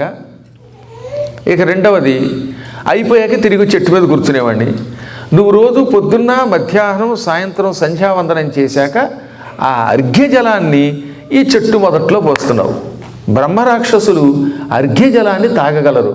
చెట్టు మొదట్లో నీళ్లు పడుతూ ఉండగానే నేను నాలుక చాచి ఆ నీళ్లు తాగేవాడిని. అవి తాగ్గానే నాకు ఎక్కడ లేని శక్తి వచ్చింది, మాట్లాడే శక్తి వచ్చింది. నా పాపం చాలా వరకు తొలగిపోయింది. ఇలా సంవత్సర కాలంగా ఈ అర్ఘ్యజలం నువ్వు మొక్కలో పోయటం వల్ల నా పాపాలన్నీ పోయాయి. ఇంక రేపొక్క పూట ఉదయం పూట నీవు పోసి అర్ఘ్యజలం తాగితే నాకు బ్రహ్మరాక్షస జన్మ నుంచి విముక్తి వస్తుంది, స్వర్గానికి వెళ్ళిపోతాను. ఈ విధంగా నాకు ఉపకారం చేసావు అన్నాడు బ్రహ్మరాక్షసుడు. దీన్ని బట్టి సంధ్యావందనం చేశాక ఆ నీళ్ళు ఏం చేయాలి? మొక్కల్లో పోయాలి తప్ప వాష్ బేసిన్ దగ్గర పోయకూడదు. రెస్ట్ రూమ్ అంటారు కదా, అది రెస్టే. నాకు చిన్నప్పుడు తెలియక, అంటే కొత్తల్లో అమెరికా వచ్చినప్పుడు 2006లో రెస్ట్ రూమ్ అంటే లోపల రెస్ట్ తీసుకొచ్చేమో కూర్చుందామని లోపలికి వెళ్ళా. తెరా తీస్తే అది రెస్ట్ కాదు, ది రెస్ట్ రూమ్ అని అర్థమైంది. కొన్ని పదాలు తెలియవు కదా, ఓహో అనిపించింది అనమాట. ఎన్ని విచిత్రాలు అండి. అమెరికా వచ్చిన తర్వాత నా కష్టాలు ఎన్ని చెప్తాం. ఇప్పుడు కాస్త అలవాటు అయిపోయింది కాబట్టి పర్వాలేదు. కానీ కాబట్టి ఈ నీళ్ళు ఎప్పుడూ కూడా చెట్లల్లో పోస్తే ఏమో ఏ చెట్టు మీద ఏముందో ఏం తెలుసు, ఏ పుట్టలో ఏ పాము ఉందో అన్నట్టుగా ఏ చెట్టు మీద ఏది ఏముందో, ఏ బ్రహ్మరాక్షసుడు ఉన్నాడో వాళ్ళకు ఉపయోగపడుతుంది. రేపటి నుంచి అదే పని చేయండి మీరు కూడా. అలాగే నైవేద్యం పెట్టిన పదార్థాలు కూడా ఆ పూజా మందిరంలో వదిలేయకూడదు, ప్రసాదంగా మనం తినాలి.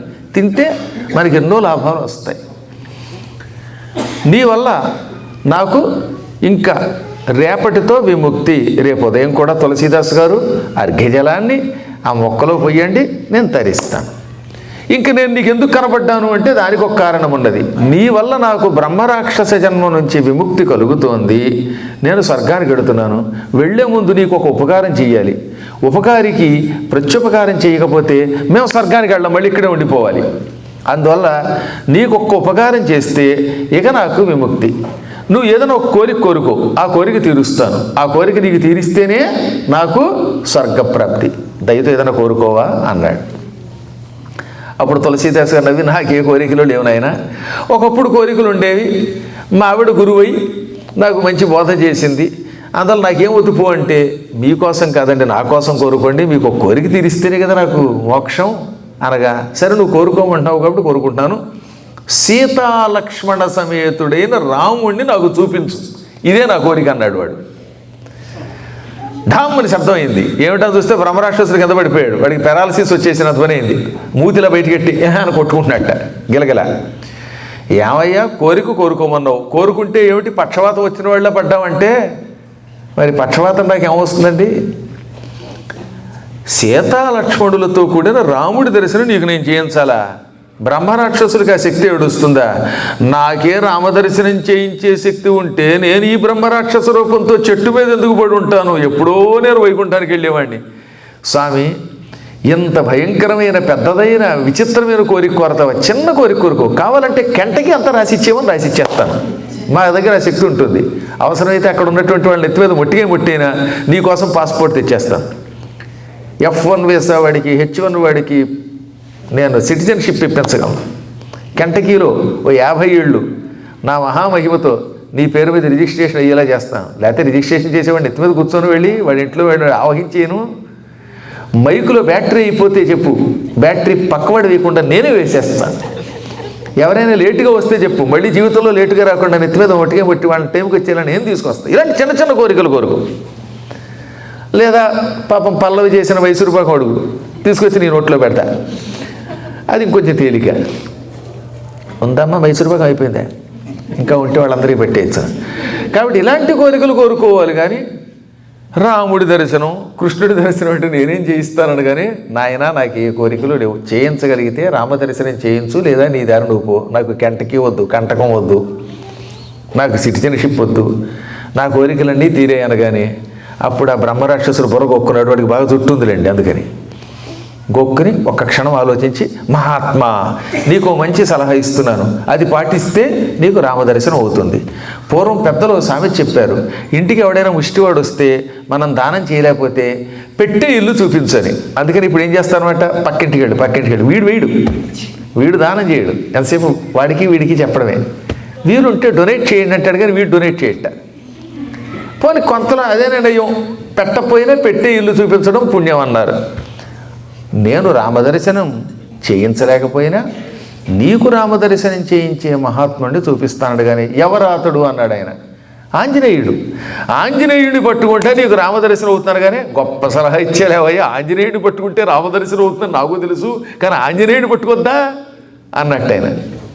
ఆంజనేయుడు దొరికితే ఎలాగో రాముడి దర్శనం అవుతుంది, కానీ ఆంజనేయుడు ఎలా పట్టుకోవడం? వెనకటికి ఒక కథ ఉండేదిలేండి. ఒక ఊళ్ళో పెద్ద కొండ ఒకటి అడ్డు ఉండేదిట.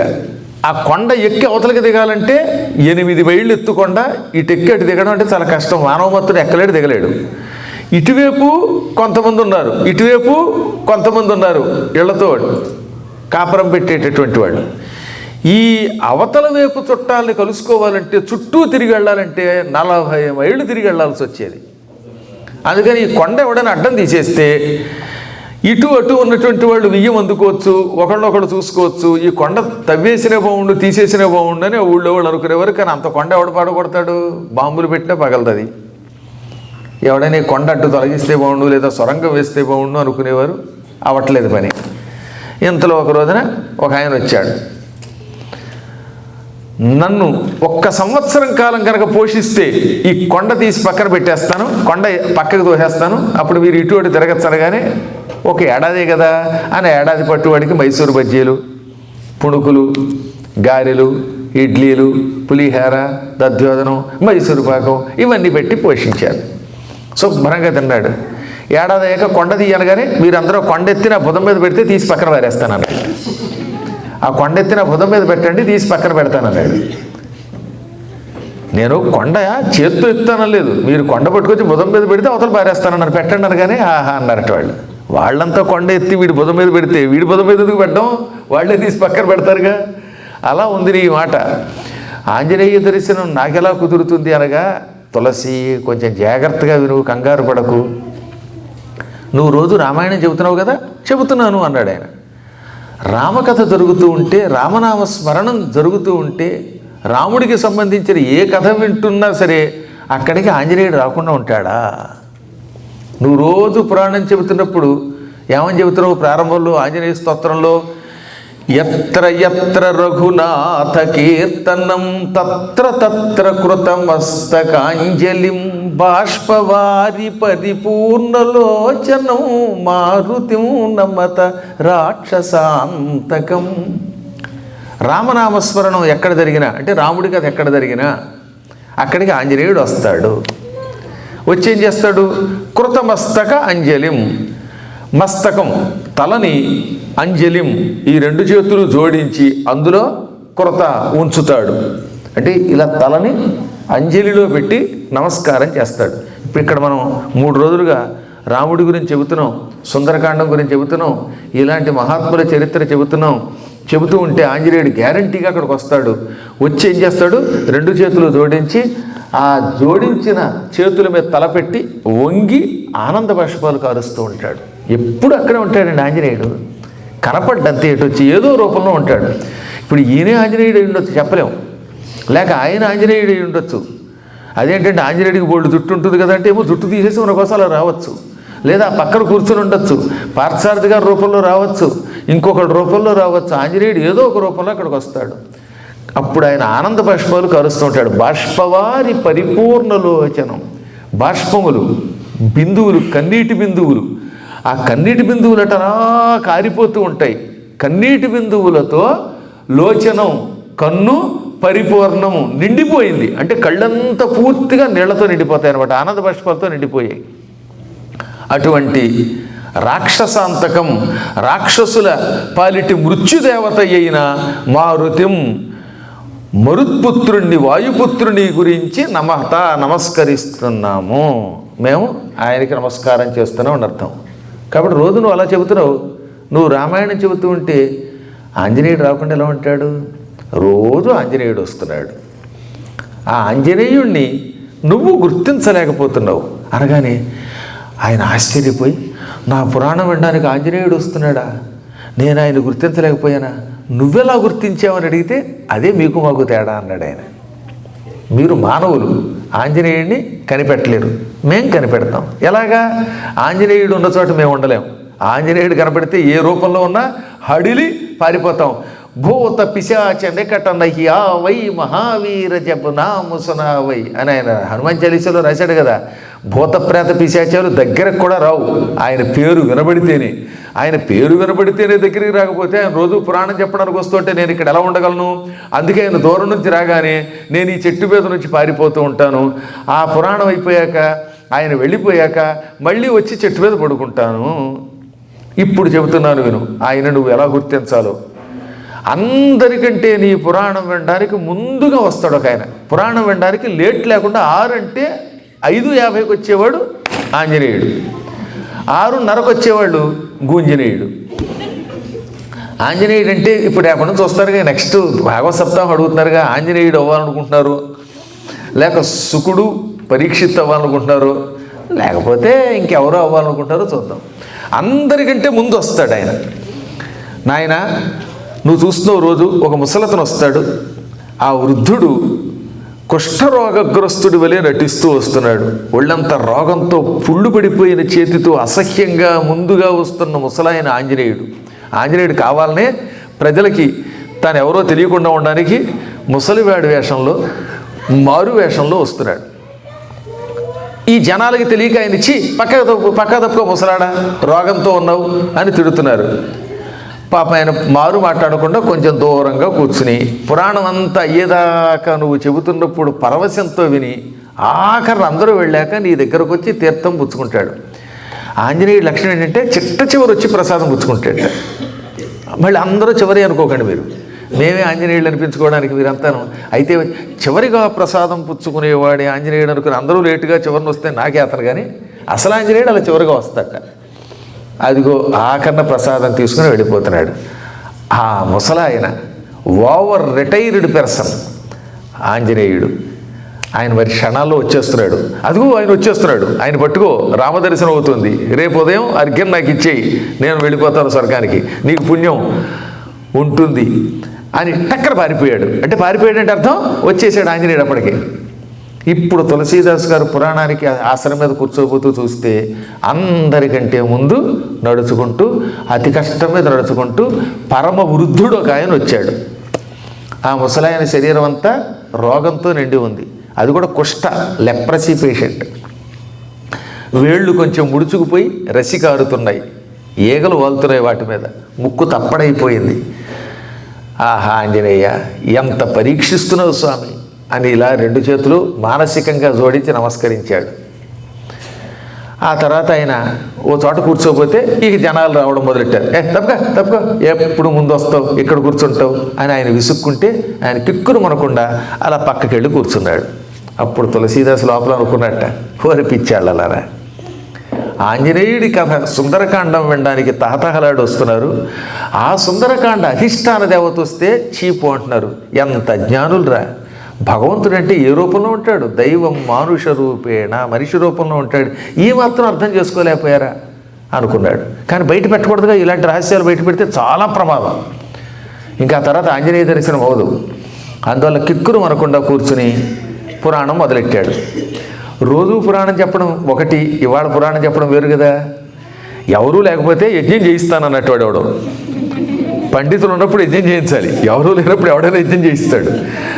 రోజు పురాణం భక్తులు వస్తున్నారు కాబట్టి చెప్పాడు. ఇప్పుడు ఆంజనేయుడు ఎదురుగుండా కూర్చుంటే ఆంజనేయుడి చరిత్ర సుందరకాండం చెప్పాలంటే ఎంత దమ్ము కావాలండి? ఒకసారి ఆలోచించండి. రాముడు ఎదురుగుండా కూర్చున్నాడు అనుకోండి, రామాయణం చెప్పాలంటే సాహసం చేయాల్సిందే. అయినా పర్వాలేదు, భక్తులకి ఆ భయం లేదు. జై హనుమాన్ అనుకున్నాడంతే ఆయన. వెంటనే పురాణం మొదలుపెట్టాడు, విజృంభించి చెప్పేశాడు. ఆంజనేయుడు మహాసాధకుడు, యోగి, గురువు అన్నాడు ఆయన. దేనికి లొంగడు ఆంజనేయుడు అన్నాడు. ఆంజనేయుడు నిజంగా దేనికి అంత తేలిగ్గా లొంగడు గాక లొంగడు. ఎందుకు లొంగడు? మీరు ఏదన్నా ఒక ఉపవాసం చేయాలనుకున్నారు, అప్పుడు మొట్టమొదట ఆత్మీయ పరీక్ష ఎదురవుతుంది. అసలు ఉపవాసం చెయ్యాలనుకోవడమే కష్టం, చేద్దాం అనుకుంటే ముందే ఏమవుతుంది? ఆత్మీయ పరీక్ష. ఆ తర్వాత దేవతా పరీక్ష, ఆ తర్వాత రాక్షస పరీక్ష, ఆ తర్వాత భ్రాంతి కలుగుతుంది. ఇన్ని జయిస్తే అప్పుడు వీడు అనుకున్న ఉపవాసం పూర్తి చేస్తాడు. దేవతల్ని చూడాలనుకున్న, సద్గురువుల యొక్క కటాక్షంతో మోక్షం పొందాలనుకున్న 4 పరీక్షలు ఎదుర్కోవాలన్నమాట. ఆత్మీయ, దేవత, రాక్షస, భ్రాంతులు ఎదుర్కోవాలి. ఇప్పుడు ఆంజనేయుడు సీతాన్వేషణకి బయలుదేరాడు. అదొక గొప్ప కార్యక్రమం, అదొక సాధన. ఈ సాధనకి వెళ్ళాలంటే ముందేం కలుగుతుందన్నమాట? ఆత్మీయ పరీక్ష ఎదుర్కోవాలి. ఉదాహరణకి ఇప్పుడు ఏ రోగో ఉన్నాడు, ఉపవాసం చేద్దాం అనుకుంటే వాళ్ళ ఆవిడ, ఏమంటే మీరు ఈ మధ్య చిక్కిపోతున్నారండి అని భార్యకి ఎప్పుడు భర్త చిక్కిపోయినట్టు కనపడతాడు. ఓ 4 కేజీలు బరువు పెరిగినా 4 గ్రాములు బరువు తగ్గిపోతారండి, నా మాట వినండి. గురువుగారు కూడా చెప్పారు పలహారం చేయొచ్చు అన్నారండి, పాయసమో దద్దోజనమో తినండి అంటుంది. అక్కడ లొంగకుండా ఉండడం కొంచెం కష్టమే. ఆత్మీయులు కదా. కావాలంటే మీరు అందరికీ తెలియదే ఉంది, అడగండి పారసాద్ గారిని. ఇంట్లో మొదలెడతారు, ఏమనంటే వద్దండోయ్ అంటారు. ఎందుకంటే ప్రేమ వల్ల. ఆత్మీయ పరీక్షను ఎదుర్కోవడం చాలా కష్టం.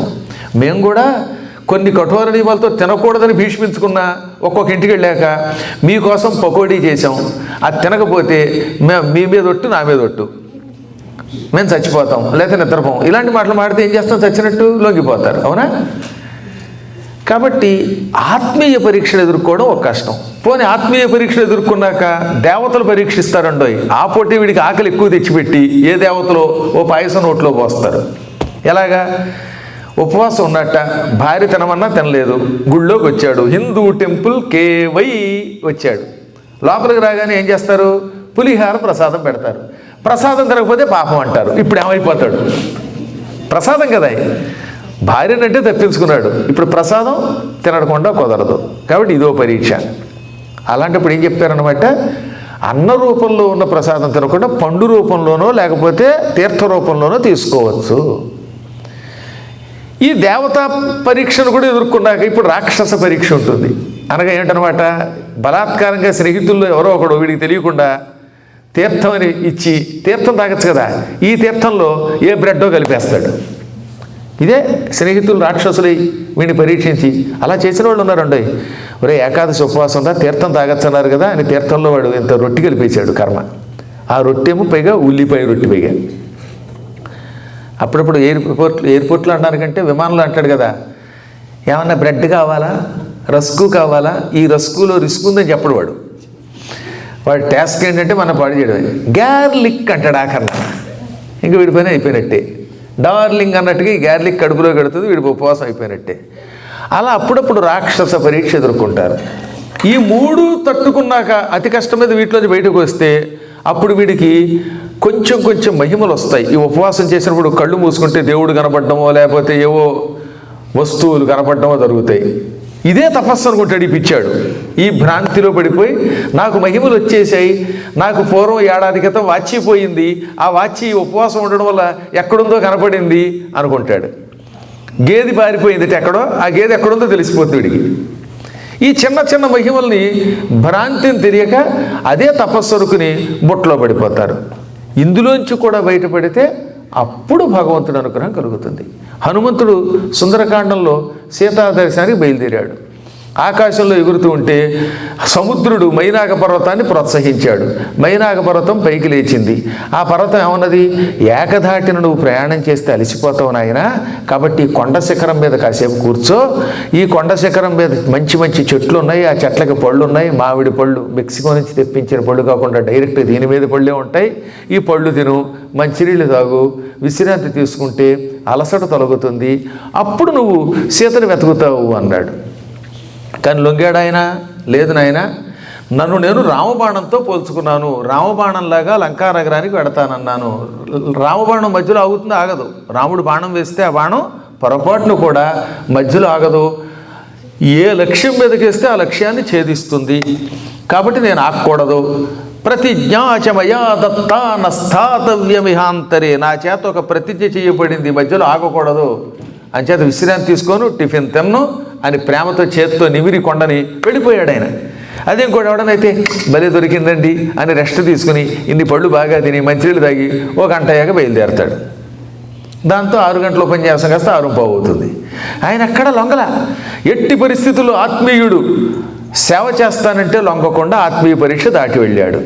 ఇప్పుడు దేవతలు ఏం చేశారు, ఒక పరీక్ష దాటాడు, ఇక రెండో పరీక్ష మనం పెడదాం అని దక్షుడు కూతురుని దాక్షాయణిని సురస అనే ఆవిడని పిలిచారు. సురస నాగమాతాచ అని అమరకోశం. సురస అంటే నాగమాత, పాములకి తల్లి. ఆవిడ కశ్యప ప్రజాపతి భార్య, దక్షుడి కూతుల్లో ఒక ఆవిడని పిలిచి, నీకు వరం ఇస్తున్నావు, నువ్వు దారిలో కనపడిన ఎవడైనా నీ నోట్లో ప్రవేశించకుండా వెళ్ళలేడు, ఎంత గొప్పవాడైనా ఆపగలవు, అటువంటి వరం నీకు ఇచ్చాం, వెళ్ళి ఆంజనేయుడిని పరీక్షించు, ఈ పరీక్షలో ఎలా నెగ్గుతాడో చూద్దాం. దేవ పరీక్షని తట్టుకుని బయటపడితే అప్పుడు వాడు లంకా నగరానికి వెళ్ళి సీతను చూడగలుగుతాడు. అనగానే ఈవిడ వచ్చి పెద్ద రాక్షసి రూపం ధరించి, రూపంతో పాటుగా నోరు కూడా తెరిచి ఎదురుగుండా నిలబడింది. పెద్ద నోరు తెరిచింది. ప్రవిశ్య వదనం వేద్య, నాయన వానర, నా నోట్లో ప్రవేశించు. దేవతలు నాకు వరం ఇచ్చారు, ఈ మార్గంలో ఎవరు వెళ్ళినా వాళ్ళని మింగే శక్తి నాకు ఇచ్చారు. నేను నోరు తెరిచాను, నువ్వు నా నోట్లో ప్రవేశించవలసిందే. నా నోట్లో ప్రవేశించకుండా నువ్వు పారిపోలేవు, పారిపోయే అధికారం నీకు లేదు, దేవతల వరం అది. దా నోట్లో దూరంది. ఇప్పుడు నోట్లో దూరితే వాడు మింగేస్తే సీతాన్వేషణ ఎలా? అప్పుడు ముందు బతిమాలాడు. అలా ఎగురుతూనే మెల్లిగా, అమ్మా దాక్షాయణి, నువ్వు దక్షుడి కూతురివి, రాక్షసివి కాదని నాకు తెలుసు, నేను సీతాన్వేషణ మీద పెడుతున్నాను, నన్ను వదిలేయని ఎంత బతిమాలినా లేదు, నోట్లో ప్రవేశించు అంది. అయితే నన్ను మింగే అంత నోరు తెరువు అన్నాడు. ఆవిడ బాగా నోరు తెరిచింది. ఈయన శరీరం పెంచాడు, ఆవిడ ఇంకా నోరు తెరిచింది, ఈయన శరీరం పెంచాడు. అలా వేలంపాట్లో పెరిగినట్టుగా ఆవిడ నోరు పెంచడం, ఈయన శరీరం పెంచడం. బాగా నోరు పెంచాక హఠాత్తుగా బొటన వేలంత రూపం ధరించాడు. సంక్షిప్య ముహురాత్మన, చాలా సంక్షేపంగా రూపం బొటన వేలంతగా మార్చుకుని ఆవిడ నోట్లో దూరి మళ్ళీ బయటకు వచ్చేసాడు. బయటకు వచ్చి యథారూపం ధరించి 2 చేతులు జోడించి, దాక్షాయణి నమోస్తుతే, ఓ దక్షుడి కూతురా నీకు నమస్కారం. నువ్వేమన్నావు, నీ నోట్లో ప్రవేశించకుండా వెళ్ళొద్దన్నావు, నేను నోట్లో ప్రవేశించాను, బయటకు వచ్చాను. నేను నీ నోట్లో ఉండగా నువ్వు మింగలేకపోయావు, నీ కర్మ. నీ కోరిక ప్రకారం ప్రవేశించి బయటకు వచ్చాను కనుక ఇక నన్ను మింగే అధికారం నీకు లేదు, నేను వెళ్ళి వస్తానన్నాడు. అప్పుడు వెంటనే ఆవిడ అసలు రూపం ధరించి, తెలివైన వాడివి నాయన, నోట్లో ప్రవేశించి నేను నోరు మూసేలోపు టక్కర బయటకు వచ్చేసావు. అందుకే రెచ్చగొట్టి నా నోరు బాగా తెరిచేలా చేసావు. అంత నోరు ఇలా మూసేలోపు చిన్న రూపంతో నోట్లోకి వెళ్ళి బయటకు వచ్చావు. ఇది తెలివంటే.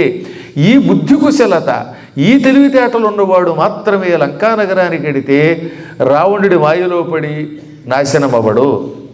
ఎందుకంటే సీతాన్వేషణ చేయాలన్నా, రాక్షసుల్ని జయించాలన్నా తెలివితేటలు ఉండాలి. కేవలం శరీర బలమే కాదు. ఈ బుద్ధి బలంతో నువ్వు విజయం సాధించావు పో అన్నది. ఆ విధంగా దేవతా పరీక్షను కూడా తట్టుకుని విజయం పొందాడు. ఇక తర్వాత మూడవది రాక్షస పరీక్ష. సరిగ్గా ఇంకా లంకానగరానికి కొంతసేపట్లో వెడతామనగా సముద్ర జలాలలో సింహిక అనే ఒక రాక్షసి వీడిని పట్టుకుంది. సింహిక అంటే రాహువు యొక్క తల్లి. సింహిక గర్భ సంభూతం తం రాహుం ప్రణమామ్యహం అని మీరు రోజు చదువుతూనే ఉన్నారు. ఈ సింహిక మహాభయంకరురాలు. ఈ సింహికకి బ్రహ్మ ఒక వరం ఇచ్చాడు. సముద్ర జలాలలో, దక్షిణ సముద్ర జలంలో ఉండు. ఆకాశంలో ఎగురుతున్నటువంటి జీవుల నీళ్లలో పడగానే ఆ నీడ పట్టుకుని కిందకి లాగేయి. ఏదో గేలం వేసి చేపలు లాగేసినట్టుగా నీడ పట్టుకుని నువ్వు పక్షుల్ని, జీవుల్ని లాగితే వాళ్ళు నీకు దొరుకుతారు, వాళ్ళని మెంగచ్చు. ఎంత గొప్ప శక్తి అండి అది. ఆకాశంలో విమానం పెడుతోంది, ఆ విమానం నీళ్లలో పడుతుంది. నీడ పట్టుకుంటే విమానం కదలలేదు. పైన ఒక పక్షి ఎగురుతోంది, దాని నీళ్లలో పడింది. ఆ నీడది పట్టుకుంటే పైన పక్షి కదలలేదు. అది కిందకి లాగేసి వాడిని మింగేయచ్చు అనమాట. పక్షుల్ని, విమానాల్ని, జీవుల్ని మింగుతూ ఉంటుంది అది. ఆ విధంగా బ్రహ్మ దానికి వరం ఇచ్చాడు. అందుకే రావణుడు లంకానగరంలోకి ఎవరూ రాకుండా ఆ నీళ్లలో దాన్ని కాపలా పెట్టాడు. అటువంటి జలరాక్షసి ఈయన ఆకాశంలో ఎగురుతుంటే ఆయన నీడ పట్టుకుంది. దాంతో ఆంజనేయుడు కదలలేకపోయాడు. అప్పుడు ఆయనకు గుర్తుకొచ్చింది, ఈ సింహిక ఇక్కడ ఉంటుంది అని నాకు మహాత్ముడు సుగ్రీవుడు చెప్పాడు. ఇదే అనుకుని ఆయనకి దాన్ని ఎలా చంపాలో కూడా తెలుసు. అందులో బాగా శరీరం పెంచాడు. శరీరం బాగా పెంచితే అదేం చేసింది, నోరు బాగా తెరిచింది. ఎందుకు అంత శరీరం పెంచాడు ఆయన అంటే, ఈతడి శరీరమును మెంగగలిగేంత నోరు అది తెరవడం కోసం. అది బాగా నోరు తెరిచాక దాన్ని నోట్లోంచి కడుపులోకి చూశాడు. దానికి బ్రహ్మ ఇంకొక వరం కూడా ఇచ్చాడు. నిన్ను ఆయుధములతో చంపలేరు, గోళ్లతో నీ కడుపులో కుడివైపున ఎడంవైపున 2 మాంసముద్రలు ఉంటాయి. యకృత్తు ప్లేహము అంటారన్నమాట. ఈ యకృత్తు ప్లేహములను ఎవడైనా స్పష్టంగా చూసి గోళ్లతో చీల్చగలిగితే అప్పుడు నువ్వు చస్తావు అన్నాడు. అందుకే అది బాగా నోరు తెరిచేలా చేసి ఆ నోట్లో కళ్ళు పెట్టి దాని కడుపులో ఉన్న ఈ మాంసం ముద్దలు, ఆ పేగులు ఎలా ఉన్నాయో కనిపెట్టాడు. కనిపెట్టి అది అలా నోరు తెరుస్తుండగా చిన్న రూపంతో మళ్ళీ దాని కడుపులోకి దూరిపోయాడు. కడుపులోకి వెళ్ళి గోళ్లతో ఆ పేగుల్ని, ఆ యకృత్తుని, ప్లేహాన్ని పట్ట పట్ట పట్ట కత్తితో కొడవలతో కోసినట్టుగా కోసి చంపేశాడు. ఆ తర్వాత పొట్ట చీల్చుకుని బయటకు వచ్చాడు. దాని రక్తం ఆ సముద్రం అంతా నిండిపోయింది. సముద్రం అంతా నెత్తురు మడుగైపోయిందిట. దాని రక్తం కనుక ఏ బ్లడ్ బ్యాంకులోనో దాస్తే అమెరికాలో ఉన్న వాళ్ళందరికీ కూడా బ్లడ్ డొనేట్ చేయొచ్చు. కానీ దిక్కుమాల గ్రూప్ అది, ఏ గ్రూపు కానీ. అంత రక్తం అన్నమాట. సముద్రమే రక్తపు సముద్రం అయిపోయింది, ఎర్ర సముద్రం అయిపోయింది అనమాట. ఆ విధంగా దాన్ని చంపాడు. అంటే మూడవ పరీక్ష రాక్షస పరీక్షను కూడా తట్టుకున్నాడు. ఇక నాలుగవది, లంకలోకి దూకబోతూ ఉంటే, లంకానగరం లోపలికి అడుగు పెట్టబోతూ ఉంటే అక్కడ సింహిక ఈ లంకా అధిదేవత కనపడింది. లంకాస కామరూపిణి. లంకకు ఒక గ్రామదేవత ఉన్నది, దాని పేరు లంక. లంకిణి అనకూడదు, అసలు ఆ శబ్దమే లేదు, లంక. ఆ లంక ఆ అహంకారం వీడిని అడ్డుకుంది. దాని డొక్కలో ఒక కిక్కిచ్చాడు, దాన్ని పడుకోబెట్టాడు, దాన్ని జయించాడు. ఆ తర్వాత సీత అనుకుని మండోదరిని చూచి భ్రమపడ్డాడు. ఈ మండోదరిని చూచి సీత అనుకోవడమే భ్రాంతి. నిజానికి అది ఆవిడ సీత కాదు కదా, మండోదరి. కానీ సీత అనుకున్నాడా లేదా? అలాగే మనం కూడా సాధనలో గొప్పవాడు అవ్వకపోయినా అప్పుడప్పుడు కొంచెం కొంచెం మహిమలు తెలుస్తూ ఉంటాయి కదా. కొద్ది మహిమలకి, కొన్ని విశేషాలకి లొంగిపోయి నాకు అన్నీ వచ్చేసాయి, నాకు అన్నీ తెలిసిపోతున్నాయి అనే భ్రమలో పడతాం. ఆ భ్రమే మండోదరిని చూచి సీత అనుకోవటం. ఆయన జ్ఞాని కనుక చిచ్చి ఈవిడ సీత కాదు, మండోదరి. ఎందుకని? రావణునికి దూరమైన సీతాదేవి నా ప్యలంకర్తున్న భోక్తుం, అలంకారం చేసుకోదు, భోజనం చెయ్యదు, నిద్రపోదు, రావణాంతఃపురంలో సీతలా పడుకుంటుంది అనుకున్నాడు. చూసారా? ఇవన్నీ అయ్యాక చిట్ట చివరికి క్రమంగా సీతను చూశాడు. కాబట్టి ఎన్నో పరీక్షలు ఉంటాయి. ఇటువంటి పరీక్షలు తట్టుకున్న మహానుభావుడు ఒక్క ఆంజనేయుడు మాత్రమే నిజమైన సాధకుడు అని క్లుప్తంగా తులసీదాస్ గారు చెబుతూ ఉంటే జనమంతా ఆహాహా ఆంజనేయ ఆంజనేయ అన్నారు. ఇది పక్కన ఆంజనేయుడిని పెట్టుకుని. అసలు ఆంజనేయుడేమో మారు వేషంలో ఉంటే చీపు అన్నారు, ఆంజనేయుడిని విగ్రహ రూపంలో ఉన్నాయని పొగిడారు. తులసీదాసు నవ్వుకున్నాడు అనుకోండి. కథ పూర్తయింది. ఆఖరిని అందరికీ తీర్థప్రసాదాలు ఇచ్చి పంపాక చివరికి ఆంజనేయుల వారు వచ్చారు. ఆయన రాగానే ఆయనకి తీర్థం ఇవ్వలేదు. ఈయన తీర్థం ఉన్న గ్లాస్ పక్కన పెట్టాడు, పంచపాత్ర పక్కన పెట్టాడు, పండు ఇవ్వలేదు. బాబయ్య నాకు తీర్థం ఇవ్వండి, ప్రసాదం ఇవ్వండి, నేను దూరం వెళ్ళాలి, ముసలివాణ్ణి, ఎక్కువసేపు ఉండలేను అన్నాడు ఆ ముసలాయన. వెంటనే కాళ్ళ మీద పడిపోయి, నువ్వు ముసలాడివా, నీకు నేను తీర్థప్రసాదాలు ఇవ్వడమా? అసలు నువ్వు ఉన్న స్థలమే తీర్థం, నీ అనుగ్రహమే ప్రసాదం, నీ దర్శనం వల్ల నాకు అన్ని ప్రసాదాలు లభించాయి తండ్రి అని కాళ్ళు గట్టిగా పట్టుకోగానే, చిచ్చిచ్చి నా కాళ్ళు పట్టుకుంటారేంటండి, పనికి వాళ్ళ వాడిని, ముసలాండి, రోగిష్టాండి, మీకు ఏమైనా మతిపోయిందా అన్నాడు.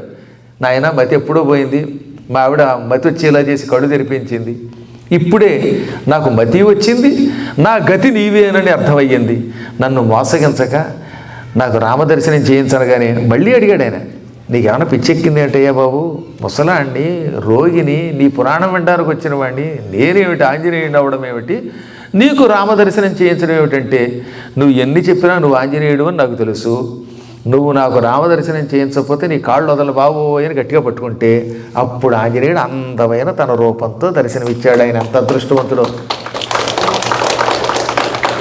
అప్పుడు ఆంజనేయ, ఇన్నాళ్ళు నా పురాణం వినడానికి వస్తే కనిపెట్టలేకపోయాను, ఆ బ్రహ్మరాక్షసుడి ధర్మమానని నాకు తెలిసింది, బ్రహ్మరాక్షసుడు నా పాలిటి బ్రహ్మ అయిపోయాడు, గురువు అయ్యాడు, నాకు రామదర్శనం చేయించు అనగా, రామదర్శనం అంటే అంత తేలికానైనా, పద్మాకర్ గారు వచ్చి ఇంట్లో 3 రోజులు ఉండడం అనుకుంటావు రామదర్శనం అంటే, రాముడి దర్శనం కావాలంటే గురువుల దగ్గర మంత్రానుష్ఠానం స్వీకరించాలి, ఆ మంత్ర జపాన్ని సంవత్సరం పాటు చెయ్యాలి, అయ్యాక కఠోర నియమంతో ఉపవాసంతో రాముడి కోసం నైవేద్యం వండాలి, ఈ పనులన్నీ చేస్తావంటే చేస్తానన్నాడు. అయితే చెబుతున్నాను, ముందు మంత్రం ఉపదేశిస్తున్నాను అను అని ఓం శ్రీం రామ్ రామాయ నమః అనే మంత్రాన్ని మళ్ళీ ఉపదేశించాడు. ఈ మంత్రాన్ని చిత్రకూట పర్వతం దగ్గరికి వెళ్ళి జపం చేయి, రేపటి నుంచి 1 సంవత్సరం పాటు పురాణం మూసేశానని చెప్పు, ఈ సంవత్సర కాలం నీ శిష్యులకి ఈ ఆశ్రమాన్ని అప్పగించు, నీ శిష్యులు వాళ్ళ లెవెల్లో వాళ్ళు పురాణం చెబుతారు. ఎలాగో ఇప్పుడు మన గురువుగారు చెబుతూ ఉంటారు, మీ అందరికీ తెలుసు, ఇలా మొదలెట్టి చెప్పేస్తారు వాళ్ళు. ఎలాగో గురువుగారు లేనప్పుడు గురువుగారి శిష్యులే పండితులు కదా, ఈ ఏడాది వాళ్ళు పురాణం చెప్పేలా చేసి నువ్వు రేపు ఉదయం ఆ బ్రహ్మరాక్షసుడికి విముక్తి కలిగించాక హుటాహుటిన కాలినడకన చిత్రకూట పర్వతానికి వెళ్ళు, అక్కడ మందాకినిలో స్నానం చెయ్యి, మందాకిని తీరంలో గంగా తీరంలో ఆశ్రమం కట్టుకో, సంవత్సరం పాటు రామమంత్ర జపం చేయి, సంవత్సరం పూర్తయ్యాక ప్రొద్దుటే లేచి పిండి వంటలతో రాముడి కోసం నైవేద్యం సిద్ధం చెయ్యి, రాముడు నీ దగ్గరికి వస్తాడు, ఆయనకి నైవేద్యం పెట్టు, ఆయన దర్శనం చేసుకోను. కానీ ఆంజనేయ మహానుభావ అని పదే పదే ఆయన కాళ్ళు పట్టుకుంటూ ఉండగా ఆయన అదృశ్యం అయిపోయాడు. ఈ విషయం ఎవరికి చెప్పకుండా పొద్దుటే అర్ఘ్యం ఇచ్చి ముందు బ్రహ్మరాక్షసుడికి విముక్తి కలిగించి, ఈ శిష్యులు ఉంటారుగా committee members, trust board members, volunteers, ఈ వాలంటీర్లందరినీ పిలిచి, నాయనలారా 1 సంవత్సరం పురాణానికి బ్రేక్ ఇచ్చి జపానికి నేను చిత్రకూటానికి కడుతున్నాను, ఈ ఏడాది మీరే ఆశ్రమం నిర్వహణ చేయండి, మీరందరూ పురాణం బాగా విన్నారు కదా, వినకు చెప్పాలి మరి అని అందరినీ వరుసగా రఘు, పార్థసారథి, ఈశ్వరు, మీ అందరూ కూడా పురాణం చెప్పండి అంటే, మేము అంతా వంతుల వారిగా పురాణం చెబుతామండి అన్నారు. వాళ్ళు విన్నారు కదా. అసలు పాత పేషెంట్ కొత్త డాక్టర్ కంటే గొప్పవట, కొత్తగా పురాణం చెప్పేవాడి కంటే తెగ పురాణం వింటారు, గురువుగారు పురాణం విన్నవాడు వాళ్ళు బాగా చెప్తారు. మా శిష్యులకి ఇది అనుభవం అంటోయ్. మా శిష్యుడు ఒక ఆయన పురాణం చెప్పడానికి వెడితే వాళ్ళంతా ఆయన రకరకాల ప్రశ్నలు వేస్తే ఆయన హడిలిపోయాడు. గురువుగారు మీ శిష్యుడు నన్ను పురాణం అడుగడుగునే చెప్పనివ్వలేదంటే, అవును ఆయన వాడు బాగా విన్నారు, 54 రోజులు భారతం, 40 రోజులు భాగవతం, 36 రోజులు దేవీ భాగవతాలు, 40 రోజులు మార్కండేయ పురాణం తెగ వినేసి నాకు కూడా పురాణం చెప్పేంత గొప్పవాళ్ళు అయిపోయారు నాయన అన్నాను. కాబట్టి పురాణం విన్న శిష్యులు గొప్పవాడు ఎప్పుడూ అవుతూ ఉంటారు. ఒక్కొక్కప్పుడు చెప్పిన గురువుగారు మర్చిపోవచ్చేమో కానీ శిష్యులు మర్చిపోరు. ఇప్పుడు ఈ కథ మీరు ఎంత గొప్పవాళ్ళు అంటే, ఎల్లుండి మంగళవారం వచ్చి మళ్ళీ చెప్పండి చెప్పేస్తారు మీరు. అలా ఎవరు చెబుతారో చూస్తాను. మంగళవారం నాడు ఇక్కడ తులసి చరిత్ర మీరు వచ్చి చెబుతారు. ఫస్ట్ ప్రిఫరెన్స్ సరస్వతికి ఇచ్చేశాను. అనౌన్స్మెంట్ చేయడమే కాకుండా ఈ పురాణం చెబుతుంది, మీరంతా ఎంతో కొంత వినాలి. ఏం కష్టమా? ఏం కాదు, గురు కటాక్షం ఉంటే ఏదైనా చేయొచ్చు. అందువల్ల అందరూ అలాగా ఎంతో కొంత పురాణం చెప్పండి. ఈ లైవ్ ఎలాగో ఈయన ఇస్తారు పాపం. ఆ తర్వాత నేను కూడా చూస్తాను ఆ లైవ్లో ఎలా ఉందో, లైవ్లీగా ఉందో లేదో చూస్తాను. మైకులో ముందే ఎందుకైనా మంచిది బ్యాటరీలు పెట్టండి, ఇది ఆదిలో హంసబోధుడు కాకుండా. అలా శిష్యులకి అప్పగించి ఆయన బ్రహ్మరాక్షసుడికి విముక్తి కలిగించి కష్టపడి నడిచి చిత్రకూట పర్వతం దగ్గరికి వెళ్ళిపోయాడు. అపూర్వమైనది ఆ చిత్రకూట పర్వతం. అక్కడికి వెళ్ళి అనంతరం మందాకినిలో స్నానం చేసుకుని ఈ తాటాకులతో ఒక పర్ణశాల కట్టుకున్నాడు, గుడిసి వేసుకున్నాడు, ఆశ్రమాన్ని వేసుకున్నాడు. రోజు గంగలో స్నానం చేయటం, సంధ్యావందనం చేయడం, అనంతరం ఆశ్రమంలో కూర్చుని ఓం శ్రీం రామ్ రామాయ నమః అనే మంత్ర జపం చేయటం నిత్యకృత్యాలుగా మారాయి. విడిచిపెట్టకుండా జపం చేస్తూనే ఉన్నాడు ఆయన. ఎప్పుడూ కూడా మంత్రం ఉపదేశం ఉంటే ఫలిస్తుంది. ఉపదేశము లేని మంత్రానుష్ఠానం ఎప్పుడూ పరిపూర్ణం కాదు. యూనివర్సిటీలో డైరెక్ట్గా చదువుకున్నవాడుకున్న జ్ఞానం కరస్పాండెన్స్ కోర్సు ద్వారా విద్యను అభ్యసించడానికి ఎంత తేడా ఉంటుంది? కరస్పాండెన్స్ కోర్సు సర్టిఫికెట్ ఇస్తుంది, గురుముఖత నేర్చుకున్న విద్య జ్ఞానం ఇస్తుంది. అలాగే మంత్రం కూడా మీ అంతటి మీరు ఏదో పుస్తకాల్లో చూసి చేసిన దానివల్ల ఏదో నామకే వస్తే ఫలితం వస్తుంది, ఎంతో కొంత రాకుండా ఉండదు.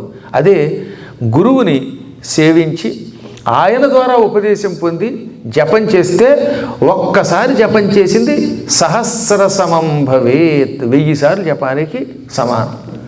ఓం శ్రీం రామ్ రామాయ నమః అని ఒకసారి జపం చేస్తే గురూపదేశం వల్ల అది 1000 సార్లు జపం చేసిన ఫలితం ఇస్తుంది. అందుకని ఉపదేశం ఉండాలి. ఉర్విల్ మానవులెవ్వరైనా గురువాక్యోద్యుక్తులై కాని తత్పూర్వారంభము చేయబోలదనుచుల్ బోధించు చందంబునన్ సర్వజ్ఞత్వముతో జగద్గురువులై సంపూర్ణులై ఉండియుల్ గుర్వంగీకరణంబు చేయదనిరా గోవిందుడున్ రాముడున్. భాగవతంలో శ్రీకృష్ణుడు ఒక సందేశం ఇచ్చాడు. భూమండలంలో పుట్టాక ఎంత గొప్పవాడైనా గురువు దగ్గరికి వెళ్ళి ఆయన్ని సేవించాలి. గురూపదేశం లేకుండా చదువుకుంటే ఆ చదువు సంపూర్ణం కాదు. గురూపదేశం లేని మంత్ర జపం వాడికి పరిపూర్ణ ఫలితం ఇవ్వదు. ఈ విషయం లోకానికి చాటడం కోసమనే శ్రీకృష్ణుడు గురువు దగ్గరికి వెళ్ళాడు. సాందీపని అనే గురువు దగ్గరికి వెళ్ళాడు. అసలు కృష్ణుడే జగద్గురువు కదా. రోజు మీరు కృష్ణుడిని జగద్గురు అంటున్నారా లేదా?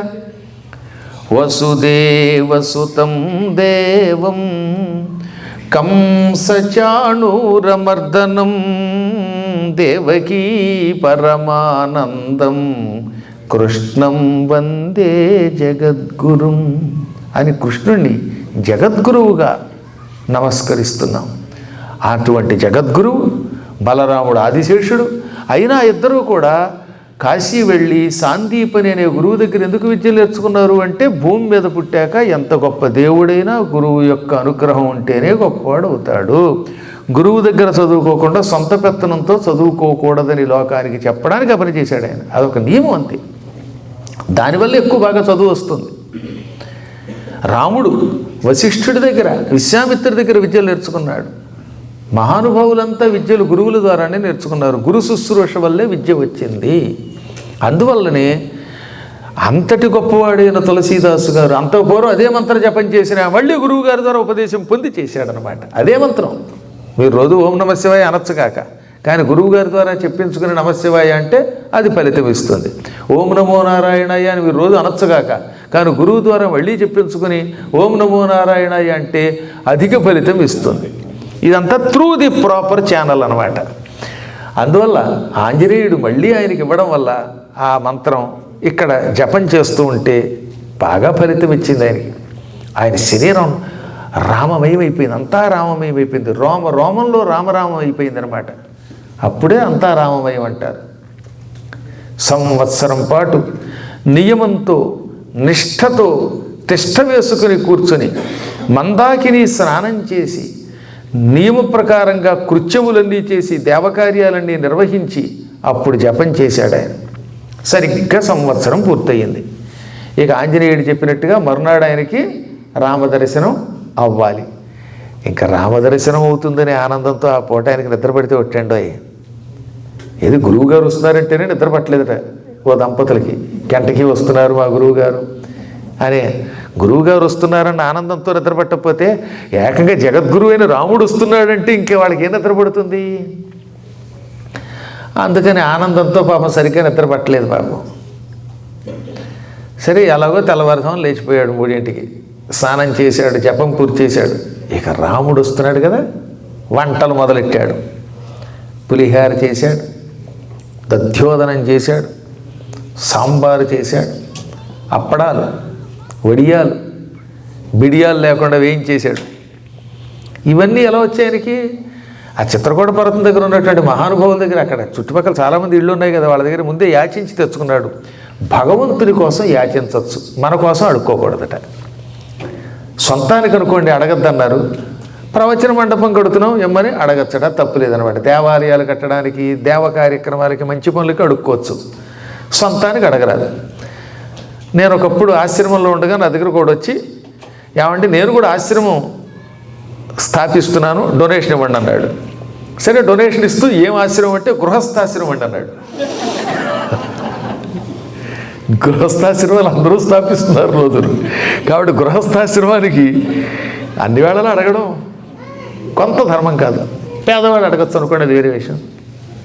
అందువల్ల ఈయన ఏంటంటే రాముడి కోసం కాబట్టి కందిపప్పులు, ఉప్పులు, పప్పులు, ఓడేండి అన్నీ తెచ్చాడు, పెరుగు, నెయ్యి అన్నీ తెచ్చుకున్నాడు. ఆయనకి వంట బాగా వచ్చు.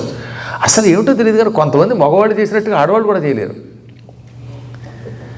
ఒక ఇంట్లో చాలా కాలం ఉన్నానులేండి.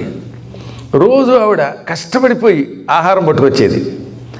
పట్టుకురాగానే ఒక రోజున కొంచెం ఉప్పు తక్కువైందంటే, నీ మొహం తగలయ్యా, ఉప్పేడు మర్చిపోయేవా అంది. అప్పుడు బయటపడింది అసలు రహస్యం. తలుపు వేసుకుని వంట చేసేవారు, లోపల చేసేది ఆయన. ఈవిడేమో ఆ చెమటంతా మొహాన్ని కట్టించుకుని ఈవిడొచ్చేది. ఇప్పుడు అమెరికాలో ఆ ఇబ్బంది లేదు, ఎందుకంటే ఎదురుకుండా వంటిళ్ళు అందరిళ్లలో కనబడతాయి. కాబట్టి ఎవరు వంట చేస్తున్నారో కొండ బదులు పెట్టినట్టుగా సీసీ కెమెరాలు వచ్చాయి ఇప్పుడు. కానీ పూర్వకాలంలో చక్కగా భర్త గారు చేసేవారు. నా పరువంతా తీసేసావు కదా గురువుగారి దగ్గర, నా పేరు ఎందుకు బయట పెట్టేవి? అందులో గురువుగారు ఉపన్యాసంలో ఎక్కడో తోట పేరు చెబుతాడు అన్నాడు ఆయన. పేరు చెప్పనులేండి, ఎవరో అంటాం అన్నాను నేను. ఇప్పుడు ఎవరో ఏం తెలుస్తుంది మీకు? ఇప్పుడు నిజంగా ఈయన గురించి చెప్తే మాత్రం ఆయన గురించి మీకేం తెలుసు? కాబట్టి అదో సుఖం ఉంది ఉపన్యాసాల్లో పేరు చెప్పకపోవటం వల్ల. కానీ ఈయన అలా కాదు, బాగా వంట చేశాడు. అసలు పురుష పాకం కొంచెం బాగుంటుందిట. పురుషులు బాగా, ఎందుకంటే వాళ్ళకి పెద్ద పెద్ద వంటలు చేయటం బాగా వస్తాయి. అందుకే నలభేమ పాకం అన్నారు, కానీ దమయంతి ద్రౌపది పాకం అన్నారా ఎక్కడన్నా? పాపం నిజంగా ద్రౌపది బాగా చేస్తుంది, అయినా భీముడికి పేరు వచ్చింది. దమయంతి బాగా వంట చేస్తుంది, అయినా నలుడికి పేరు వచ్చింది. అందుకే పుణ్యైర్ యశో లభ్యతే, పుణ్యం వల్ల కీర్తి భర్తలకు వస్తుంది. చాలా చోట్ల భార్యలే గొప్పవాళ్ళు. ఈ భార్యల వల్ల భర్త పైకి వచ్చి కూడా ఆవిడికి పేరు రానివ్వట్లేదు అని నేను అనలేదు, వ్యాసుడు అన్నాడండి. మళ్ళీ నా మీద పడద్దు. ఓసారి ఏం జరిగిందంటే, కైలాసంలో శివుడు ఒక రాక్షసుడిని చంపి అడుగు పెట్టాడు. రాక్షస సంహారం చేసి కైలాసంలోకి అడుగు పెడితే దేవతలంతా ఏమన్నారు? జయహో పరమేశ్వర రాక్షస సంహారి అని పొగిడారు. నందీశ్వరుడు పొగిడాడు, నారదుడు పొగిడాడు, దేవతలు పొగిడారు, అందరూ పొగిడాక ఆఖరణ పార్వతి దగ్గరకు వచ్చాడు ఆయన. అప్పుడు పార్వతి, ఏమండి వీళ్ళంతా ఎందుకండి మిమ్మల్ని పొగుడుతున్నారు అంది. అదేమిటి పార్వతి, రాక్షసుడిని చంపాను అందుకే పొగుడుతున్నారు అన్నాడు ఆయన. అలాగా, ఆ రాక్షసుడిని మీరు ఎలా చంపారండి? కత్తితో చంపారా, శూలంతో చంపారా, బాణంతో చంపారంటే దిక్కుమాలండి చంపడానికి. కత్తి ఎందుకు, ఆయుధం ఎందుకు? కాలుతో తొక్కి చంపేశాను పార్వతి అన్నాడు. ఏ కాలుతో తొక్కి చంపారండి అంది ఆవిడ. వాడిని చంపడానికి కుడికాలు కూడా కావాలా, బోడి విధమని. లెఫ్ట్ లెగ్తో తొక్కేశాను. ఎడం కాలుతో తొక్కి చంపాను పార్వతి అన్నాడు ఆయన. ఎడమ కాలు ఎవరిదండి అంది ఆవిడ. వెంటనే శివుడు అలా ఉండిపోయాడు క్షణం. ఎందుకని శివుడు అర్ధనారీశ్వరుడు, కుడివైపు కాలు అయింది, ఎడంకాలు పార్వతిది. అందుకని క్షణమాగి, ఇది తప్పదుగా, నీదే పార్వతి అన్నాడు. ఎడమకాలు నాదే, తొక్కి చంపింది నేనా? ఈ పిచ్చి జనం అంతా మీరు చంపారు అని మిమ్మల్ని పొగుడుతారు ఏమిటండి అనగానే శివుడు చిరునవ్వు నవ్వి, ఎప్పుడు అంతే, భార్య అన్ని పనులు నిర్వహిస్తూ ఉంటుంది, కానీ కీర్తి భర్తకు వస్తూ ఉంటుంది. అసలు అదే చెప్పాలంటే సిటిజన్షిప్ కూడా కొంతమందికి భార్య వల్లే వస్తుంది. భార్యామనే ముందు ఉద్యోగానికి పెడుతుంది, లెవెల్ ఆవిడదే, జీతం ఆవిడదే ఎక్కువ, అయినా భర్త గారిని అందరూ పొగుడుతుంటారు. పుణ్యైర్యసో లభ్యతే అంటాడు శివుడు. పుణ్యం వల్ల మంచి భార్య లభిస్తుంది, ఆ భార్య వల్ల భర్తకి కీర్తి లభిస్తుంది. నేను పుణ్యం చేశాను, నువ్వు నా పత్ని అయ్యావు, కీర్తి నాది, కానీ చేసేది నువ్వు అన్నాడు ఆయన. ఆది దంపతుల యొక్క అవినాభావ సంబంధాన్ని అంత చమత్కారంగా మహానుభావులు కవులు చెప్పారు. కాబట్టి ఏదైనా అంతే. అలా ఈయన బాగా చక్కగా వంటలన్నీ చేసాడండోయ్. మళ్ళీ రుచి కూడా చూడలేదు. ఎందుకని? నైవేద్యం పెట్టేటప్పుడు రుచి చూడకూడదు. కొంతమంది వండుతున్నప్పుడే సగం తినేస్తూ ఉంటారు. పులిహార చేశాక ఉప్పు సరిపోయిందా లేదా, 1/2 కేజీ పులిహార వాళ్ళే తినేశారు. ఉప్పు సరిపోయాక ఈసారి కారం సరిపోయిందా లేదా, ఇంకో 1/2 కేజీ. అందుకని 4 కేజీల బియ్యం ఇచ్చి పులిహార చేయమంటే అందులో 1/2 కేజీ పులిహారే మిగిలింది, మిగతాదంతా రుచి. కానీ ఒక దేవతలకి పెట్టేటప్పుడు, గురువులకి పెట్టేటప్పుడు రుచి మాత్రం చూడకూడదు, శుచిగా ఉండాలి. అందుకని ఈయన పాపం రుచి కూడా చూడకుండా అన్నీ జాగ్రత్తగా వేసి పెద్ద పెద్ద ఆకుల్లో వాటిని పోసి గిన్నెలు అక్కడ పెట్టుకొని ఇంకా ఆశ్రమం బయట కూర్చున్నాడు. సూర్యోదయం అయ్యాక రాముడు వస్తాడు, సీత వస్తుంది, లక్ష్మణుడు వస్తాడు, వాళ్ళకింత భోజనం పెడదాం, నైవేద్యం పెడదాం అనే ఆనందంతో గుమ్మం దగ్గర కూర్చున్నాడు. 6 దాటింది, 7 దాటింది, 8 అవుతోంది. రాముడు లేడు, లక్ష్మణుడు లేడు, సీత లేదు. కానీ హఠాత్తుగా ఓ 2 ముష్టివాళ్ళు ఓ ముష్టి భార్యతో పాటు వచ్చారు. ఆ ముష్టివాళ్ళు ముగ్గురు వచ్చి భిక్షాందేహి అన్నారు. వెంటనే ఈయన అన్నాడు, ఈ పూట మా ఇంటికి సీతా లక్ష్మణ సమేతుడై రాముడు వస్తున్నాడు, ఆయనకి నైవేద్యం పెట్టాక పెడతాను, అప్పటిదాకా పక్కన కూర్చోండి నాయన అన్నాడు. మాకు ఆకలి ఎక్కువగా ఉందండి, అందున ఆ దిక్మాల డెల్టా వాడు కొంచెం లేట్ చేశాడు, 10 నిమిషాలు.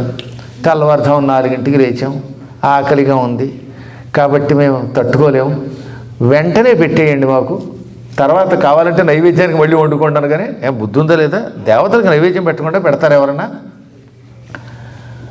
ఆకలికి వాడిపోయినా సరే కాసేపు ఆగండి అంతే, రాముడు వస్తాడు, ఆయనకి నైవేద్యం పెట్టాకే మీకు పెడతాను, అంతదాకా మీకు పెట్టను, కూర్చోండి అనగానే మా వల్ల కాదండి, ఉండలేమని వెళ్ళిపోయారు పాపం వాళ్ళు. ఇది ఎక్కడ కూడా అండి బాబు, దేవుడికి నైవేద్యం పెడదామంటే ముందు ముష్టాళ్ళు వచ్చి పడిపోతున్నారు. వాళ్ళకి పెట్టడం నాకు ఇష్టమే కాదని అన్నాం, కానీ ముందు నివేదన చేయాలి కదా అనుకున్నాడు ఆయన. సరే 8 దాటింది, 9 దాటింది, 10 అయ్యింది. ఎక్కడ నో సీత, నో లక్ష్మణ, నో రామ. ఇంతలో ఓ నల్ల కుక్క, ఎర్ర కుక్క పరుగున ఆశ్రమం లోపలికి దూరబోయాయి. చిచ్చి కుక్కల్లారా పండి, రాముడికి నైవేద్యం పెట్టాలని కష్టపడి కుక్కు చేస్తే కుక్క వచ్చింది. ఆ తర్వాత నైవేద్యం వేయక మీ నోట్లో కుక్కుతాను తప్ప ఈరోజు పెట్టను అని వాటిని గెంటేశాడు. నైవేద్యం వేయక ప్రసాదం పెడతానులే పొండి అన్నాడు. అవి కూడా వెళ్ళిపోయాయి. ఇక తర్వాత 10 దాటింది, 11 దాటింది, మిట్ట మధ్యాహ్నం 12 అయ్యింది. పదార్థాలన్నీ చల్లారిపోయాయి, తెలివి తెల్లారిపోయింది. కానీ రాముడు రాలేదు, లక్ష్మణుడు రాలేదు, సీత రాలేదు. 12 దాటాక ఆంజనేయుడు మళ్ళీ పూర్వపు వృద్ధుడి రూపంలో అక్కడికి వచ్చాడు. రాగానే కాడు గట్టిగా పట్టుకుని ఏడ్చి, ఆంజనేయ, ఏదో రాజకీయ నాయకులంటే ఇచ్చిన మాటలు తప్పుతారని తెలుసు, నువ్వు కూడా ఏదైనా పార్టీలో చేరావా? దిక్మాల భస్మాసుర హస్తం పార్టీలో కొంపతీసి చేరావా? 60 ఏళ్ళు భారతదేశాన్ని సర్వనాశనం చేసిన పార్టీ వాళ్ళు అంటే అన్ని అబద్ధాలు ఆడతారు, లేకపోతే ఏమిటిది అనగానే నేనేం అబద్ధం ఆడాను అన్నాడు ఆంజనేయుడు. సీతాలక్ష్మణ సమేతంగా రామదర్శనం అవుతుంది, నైవేద్యం చేయమన్నావు కదా, అందుకే నైవేద్యం వండి ఇక్కడ కాపలాకు వస్తూ ఉంటే రాముడు రాలేదు, లక్ష్మణుడు రాలేదు, సీత రాలేదు, ఏమిటి అన్యాయం, ఇది అసత్యం ఆడటం కదా నువ్వు అనగానే ఆయన నవ్వి, రాకపోవటం ఏమిటి నాయన తులసి, 2 సార్లు రాముడు వచ్చాడు. మొదటిసారి సీత లక్ష్మణులతో పాటు వచ్చాడు, రెండోసారి లక్ష్మణుడితో పాటు వచ్చాడు, నువ్వు 2 సార్లు గెంటేసావనగానే ఎక్కడొచ్చారు స్వామి అన్నాడు ఆయన. మొదట 3 ముష్టివాళ్ళు వచ్చారే, అందులో నల్లగా ఉన్న ఆయన రాముడు, ఆ ఎర్రగా ఉన్నవాడు లక్ష్మణుడు, ఆ పక్కనున్న స్త్రీ సీత భిక్షుకుల రూపంలో భిక్షాందేహి అని నీ దగ్గరకు వచ్చారు. మహానుభావుడైన రాముడంతటి వాడు భిక్షుకుడై భిక్ష కోసం వస్తే చీ పొమ్మన్నావు, నైవేద్యం పెట్టాలన్నావు. ఇక రెండవసారి కుక్కల రూపంలో వచ్చారు, ఆ నల్ల కుక్కే రాముడు, ఆ ఎర్ర కుక్కే లక్ష్మణుడు. రెండోసారి కూడా వాళ్ళని గంటివాము. 2 సార్లు పొమ్మంటే ముచ్చటగా 3వసారి రావడానికి సామాన్య మానవుల దేవతలంటే అనగానే ఒక్క క్షణకాలం నిశ్చేష్టుడైపోయాడు పాపం తులసి. ఆంజనేయ, ఇదా అసలు రహస్యం? ఎంత జ్ఞానంలో పడిపోయాను నేను. భగవంతుడంటే కిరీటం నెత్తి మీద పెట్టుకుని కోదండం పెట్టుకుని మహాద్భుతమైన దివ్యమంగళ రూపంతో వస్తాడు అనుకున్నాను తప్ప భిక్షుక రూపంలో వస్తాడు అనుకోలేదు. అనగానే నాయన, భగవంతుడు ఎప్పుడూ కూడా తన దివ్య రూపంతో దర్శనమివ్వడు. అందులో కలియుగ మానవులకి మారువేషంలోనే దర్శనమిస్తాడు ఆయన. నువ్వు ఎన్నోసార్లు పురాణాలు చెప్పావు. అందులో మార్కండేయ పురాణంలో ఏమని ఉంటుంది? భగవంతుడు మధ్యాహ్నం పూట ముష్టివాడి రూపంలో వస్తాడు. కాబట్టి మీ ఇంటికి వచ్చే ముష్టివాడికి వాడినే విష్ణువుగా భావించి అన్నం పెట్టాలి. అతిథిల్ కాల సమాగతున్ ఘన బుభుక్షార్తున్ పథిశ్రాంతు ఆతత మార్గోత్తత ధూళి ధూసరిత గాత్రస్వేద బిందూత్కరాన్వితు అజ్ఞాత కులాభిధానుగనీ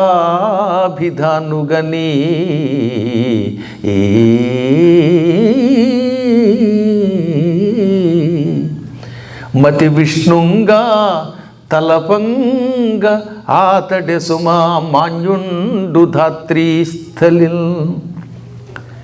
ఎవడైనా మధ్యాహ్న సమయంలో భోజన సమయంలో ఆకలితో ఇంటికి వస్తే అతడే విష్ణువు అని భావించి అతనికి అన్నం పెట్టాలి. ఆ వచ్చినవాడు అసహ్యంగా ఉన్న, స్నానం చెయ్యకుండా కంపుగొట్టు శరీరంతో ఉన్న, ముక్కులు కళ్ళు పుసిగిలతో ఉన్న, చిరిగిపోయిన బట్టలతో ఉన్న, అతని కులము శీలము గోత్రము తెలియకపోయినా వాడు ఎవడైనా, ఏ మతం వాడైనా, ఏ జాతి వాడైనా, ఏ కులం వాడైనా, స్త్రీ అయినా పురుషుడైనా అతన్ని విష్ణువుగా భావించి అంత అన్నం పెట్టేవాడే ఈ లోకంలో ధన్యుడవుతాడు. అంతేగాని అన్నం పెట్టేటప్పుడు మా వాడివా, మా కులం వాడివా, మా క్యాస్ట్వా, మా రోస్టా, మా టేస్టా, మా పేస్టా, ఇదంతా వేస్ట్. వాడిని భగవంతుడిగా భావించాలి. అభ్యాగత స్వయం విష్ణు, తనయంత తాను ముష్టి కోసం ఆగత వచ్చినటువంటి వాడు విష్ణువే. కాబట్టి అటువంటి వాడిని విష్ణువుగా భావించి అన్నం పెడితే తరిస్తారని నువ్వు చెప్పావు పురాణంలో. వ్యాసుడు రాశాడు. కానీ ఏం లాభం? విష్ణువు మారువేషంలో వస్తే గ్రహించలేకపోయావు. అనగానే చాలా పొరపాటు చేశానండి. అందుకే పురాణములు చెప్పటం కాదు, ప్రత్యక్షంగా దాన్ని ఆచరణలో పెట్టాలి, అమలులో పెట్టాలని ఇప్పుడు అర్థమైంది. ఈ పొరపాటుకు లెంపలు వేసుకుంటున్నాను. అయినా సరే నువ్వు నాకు గురువువి. ఆంజనేయ, నిన్నే గురువుగా భావించాను, నీ ద్వారానే మంత్రోపదేశం పొందాను, నీ అనుగ్రహం వల్ల చిత్రకూట పర్వతానికి వచ్చాను. ఈ చిత్రకూట పర్వతం దగ్గర సంవత్సరం పాటు రామ మంత్ర అనుష్ఠానం కేవలం నీ ఆదేశం వల్ల మాత్రమే చేశాను. నన్ను అనుగ్రహించకపోతే ఇక్కడే చస్తాను, నాకు రామదర్శనం చేయించు. ఎంతటి వాడైనా గురువుగారు నిజానికి మార్గమే చూపిస్తారు, సందేహం లేదు. కానీ అప్పుడప్పుడు గురువుగారు సంతోషిస్తే వైకుంఠం ఇస్తాడంటోయ్. గురువుగారు అందరికీ మోక్షం ఇవ్వడు. ఎవరినైనా ఓ మంత్రం ఇచ్చో ఇంకోటో మార్గం చూపించి తరింపజేస్తాడు. కానీ అప్పుడప్పుడు కొంతమంది వాళ్ళ సేవలతో, వాళ్ళ ప్రవర్తనతో సంపూర్ణంగా తమ శరీరము, మనస్సు, ధనము అన్నీ కూడా పరమాత్మవే, మా గురువు గారు అనుకుంటారట. తన్ను మన్ను ధన్ను సబ్బుకో తుజు మేలగాయా, తన్ను మన్ను ధన్ను సబ్బుకో తుజు మేలగాయా, గోపాల రే గోపాల రే గోపాల రే తేరా ధ్యాను జ్ఞాను మన్ను భాయా, జ్ఞాను మన్ను భాయా, ఆజు ఖాసు తేరా దిన్ హై అమృత దిన్నాయా, అమృత దిన్నాయా. నామదేవుడని ఒక భక్తుడు ఉన్నాడు. ఆయన ఏమన్నాడు?